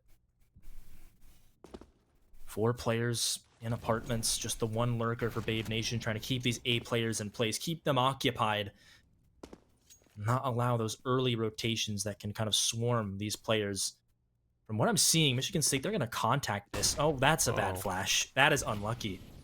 And that's going to allow SoulGoat to throw that smoke down. Aiden does entry. That's fantastic, but maybe... No, he will not get the bomb down, and SoulGoat using the smoke so well right now. And his teammates have come to rescue him. Just 2 more players to find, and the bomb down right in the middle of that site. That one looked like it could have fallen apart at any point for the CT side. They still do lose a couple of members to the hands of the pistols and the singular AK-47, but anything else, that's going to be pretty dangerous for them to walk away with. The Deagle's still fighting forwards. Off the fall, another player being exposed, but 3 kills, decent enough. Bomb plant would have been great. Still forcing the reinvestment. 13th round, not the biggest thing in the world. They still are going to have all of the weaponry, all of the utility that they need to trump Northwood University on their bye, and we'll see whether or not they go as far down as I'm anticipating them to right now, because in the next round, they're going to be kind of hard-pressed, and again, if we do go back and forth, this one is just a barn burner as we were anticipating in the beginning of this map. You said it yourself, this one was probably going to go all the way from what we had seen, and this is delivering on that front. And Michigan State, even if you don't win that round, the fact that you get 3 picks means that you're keeping that CT money low. You're not allowing them to run away with things. You're within 1. No time to panic whatsoever. And that's the thing right now. They've got to keep level heads, stay focused on their mission ahead of them. And a pretty important round right now for Michigan State. Spread out throughout the map, more of a default look this time around. Blade on one side, Oslo on the opposite, and setting up what appears to be kind of a mid-pinch with the 1 player in underpass. But very patient, taking their time. Taking their time indeed. Said it once and I'll say it again. Slow and steady does win the race. It was over on overpass where we'd seen MSU employ that same thought process and make it work. And this round is going to be no different than the last that we had seen it happen, as they do get that opening pick. They do find that first. A second needs to be found. The AWP people fall through the bottom of the balcony, though. Escape. He'll swing out and now make his presence known. The lone defender of the A-bomb site at this stage, and he needs some support from either the ramp or connector. They will encroach upon him, and they will be able to find the kill. A Molotov to delay. A flashbang in the face of the last CT player here, and now back into it. SoulGoat is going to have to be the hero, but oh no. through the boxes. The bomb is denied. Oh, no, he still gets to put it down. Okay, that's decent enough. Yeah. And that op is still in play, so as long as it's caught from Babe Nation, he's going to be okay. Goes for it, misses. Flashbang and an electric mag getting aggressive. Traded out instantly. And now Solgo will throw that smoke down to try and cross, but he's kind of baiting it. Goes up and over the top. Babe Nation smartly tucking himself into A main. He'll hear these shots ring out. All a matter of timing. Taps the bomb and he peeks out perfectly. Really well done from Babe Nation right there. I was thinking that Solgo was going to get the better of him there.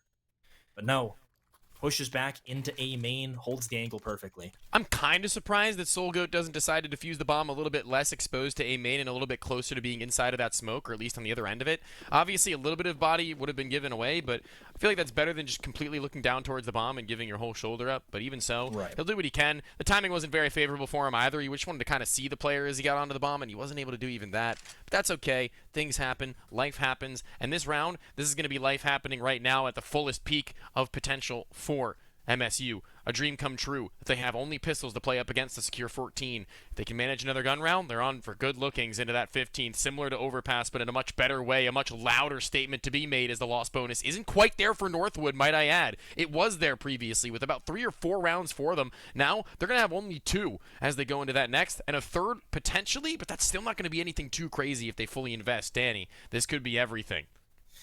This is a must-win round for Michigan State right here. Yeah, you have every advantage. If you lose this, you have nobody to blame but yourselves, and you can already see that the P250, the P250 of Escape, has cashed in. He's upgraded. He's got the AK, and Michigan State still just holding their ground right now, being very careful about these angles. Does he get away with this boost? I mean, you don't see it very often, and it works perfectly. Soulgoat gets one for free. No opportunity for a trade, and now Babe Nation trying to fire in. This could get real messy real fast. Why not? You cannot lose this. But luckily, it feels like the rifles are now starting to come alive for Michigan State. Escape, he's still here. Still has an AK, but not for long. He's dropped in market, and it leaves Ellis alone on the cat swinging in, and he drops. So very, very scary for Michigan State right there, but they come through in the clutch. Listen, Babe Nation got a little bit shaky with the AK there, but I'm going to be completely honest with you. Shaky aim is the best kind of aim. I would know. I personally employ that same technique, and it works like a charm. Get those headshots every day of the week. He gets himself to the top of his team's leaderboard just under Electric Mag, and with that gun now back into his hands, the big green, he's going to be utilizing that one and hoping to get a little bit more done with it now. This is going to be the best that he possibly can put himself forwards with up against Mello. The chance of a lifetime, another timeout, more than likely a tactical this deep into the game. It would only make sense for one of these two teams to be finally sitting back and saying, guys, this is it, do or die. This is our time to come alive. And I would lean towards the favor of Northwood being the one to take that timeout, because you can see Escape, he's got an MP9. Ticks, he's going to be able to buy an M4 in some utility, but once this round is done, like I said, dude, like between 0 and 150 is the top and bottom of these two players right now of Mello and Ellis, and we don't even know how much the Ticks is going to have. And to be honest, you were talking about when it was 11-11, it was tied up, being one of the most, if not the most important round of the match. This one right here, I feel like, is probably most by far. Michigan State, if they win this, Northwood put on just such a terrible bye, and MSU threatening. They did it before on Overpass, and they weren't able to close it out, but these are different scenarios. It's a different time. Every CS game is different. That's why we love the game. And so, we'll see if MSU can get it over the edge here. Just that one little push, the final stretch. Player disconnecting in the side of MSU, might I make note of. That is what we will be waiting on for the reconnection of. Everyone ready and waiting to get things underway, and only a matter of time before we do. It's just so very close, and it looks like he has rejoined. Should be connecting now. Blade is back in, ready to go, raring for a fight as we go into round number 28. Danny, this is going to be probably, I said this earlier on, and now I really mean it. This is probably the best and most intense and potentially the biggest upset that I will have ever seen in collegiate Counter-Strike ever. I'm pumped, man. This has been so entertaining. Been a lot of Counter-Strike, but it really hasn't felt like that. Time flies when you're having fun, and I'm having fun watching and casting this game right now. These two teams giving everything they've got right here at the end of the line. Who will be the one to be crowned champion? Can Michigan State pull off the upset here? Both teams undefeated. They've done everything in their power to get themselves to the end goal of a championship. and they have a chance to do it right here and now. It's on them to exploit what they've been given. A chance, an opportunity to maximize their profits and minimize, excuse me, any of their shortcomings. We are so very close. So little between them and being able to pull it off. 2 rounds, as a matter of fact. In reality, really only one, being this one. The biggest chance they'll have. A buy into the next, potentially, should they get a couple of kills, a bomb plant and or a gun saved. They won't be down and out for the count. But it'll certainly be a much different game as we go quiet, silently, but surely they gain their map control. Up through mid, nobody pressured up and through it. Only one holding from catwalk, smoked for the time being. Playing around, one in window, tucked. On top of that angle, I believe, again, is Tix. Maybe waiting for them to try and head towards Khan. It's such a strong position. We'd mentioned not able to actually see much come from it, but maybe this is the round we do. Selling the pressure, selling the space. Danny, 50 seconds, and this could be everything. Nobody wants to be the one to make the first mistake. Everybody knows the gravity of the situation right now, and that will indeed be the first blood going the way of Northwood. Off the hands of Tix with that M4A4, still tucked in the window, going for the double peek. It's perfect. And Blade goes down. Nobody there to help him. Well coordinated from Northwood. They've got 2 players up, and 30 seconds to go. They're really cutting it close. The op is still over here, and now it's not over there. Now it's dead. And Electric Mag just really can't do anything right now. Trying to come out of A main at the last second possible. 13 seconds, 4 players ready to swarm him. Good spray through the smoke, but it's just not possible here. The game is tied. Northwood have hung on. They pick up probably the most important round of the series so far. This is crazy. Do you play for overtime in terms of your money right now, MSU? My answer? Surely. Yeah. The chance to throw away a win on a whim that you might be able to find something with a couple of AKs, not really worth the potential. In my opinion, a much stronger affair for them to be going through into this next round with 8Ks and everything else. They do buy an op onto Aiden, though, interestingly enough. Interesting. All right, then. I mean, Aiden would have to be a hero with this AWP. And interestingly enough, you know, if you buy the AWP, you usually toss it over to your Opera and Babe Nation, but he's taken it upon himself. Maybe he has a strat in mind as they gear up for this B execute. Babe Nation's util, man. Oh, indeed. And looking to get this entry. Leader of the pack, Aiden, scoping in, waiting for a peek, but Northwood are giving them absolutely nothing. Now the footsteps will be made around the back. SoulGoat gets 2 before he drops. 1-man advantage as they try to gain some space here. That op is seen, the barrel long, and it protrudes outside of the wall, but he hasn't peeked just yet. Aiden drops to the lower side, misses the flick. He needed that one, and now it's coming close to the end here, and it is the end. It is Northwood to gain match and series point. Michigan State, of course, that was the save. They had that sole op, but now their final chance. That shot from Mello at the end, that was pretty great. That was pretty incredible, it has to be said. He was really quick to adjust onto the wraparound from the right side. Surely if he goes down, it's still not the end of the round or anything of the sort, but even so, a real changer into what could have swung maybe another gun or something, a little bit of chaos into the action, into the mix. It's now a minute and 35, minute and 34. Every second counts, every second matters. As we go lower and lower on to the Mellows posted at Palace and Blade just on the other end, waiting to execute towards A with a lot of these bodies. It feels like later in the round they will be ready to do something about it. Waiting to go through top mid, idly by is Babe Nation as one goes hunting towards the apartments. Aiden, Jiggle, not seeing the shoulder of the Opper, but the Opper had seen him and thrown a flash in. Nobody take any space off of it. Really just trying to make either a fake show presence or maybe a late execution, but nothing really being sold. I think Blade's just trying to give off that he's on a solo lurk, perhaps, but he's not. Possibly a little bit of a kind of brains against brawn action. Trying to fake out the opposition. You have to wonder what's going through these MSU players' heads right now.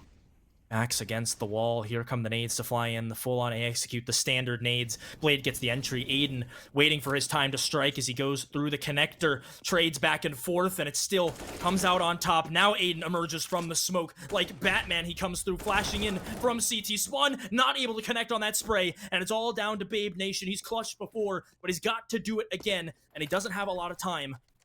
Numbers to get punched in. Ticks running him down. He fakes the bomb plant. They know that he's off of it, and they just got to surround him. One more to do it, and he's down. Northwood reverse sweep Michigan State.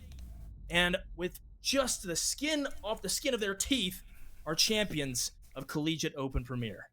Yeah, they take that one over the line just barely. It was so close at so many different points. Overpass, Nuke the first to start it all off. The final of Mirage, it looked like at every given moment there might have been some room to work with, but GG's all around. It really has to be said, the effort that was put forward by MSU here tonight, but congratulations to the side of Northwood in this final. They did everything they could, brought it across the line having lost out on that first and made them look like the better team by the end of it, but MSU, if they didn't give us a damn good showing, then I don't know who could have, because it was only them through and through here on Mirage, it felt like.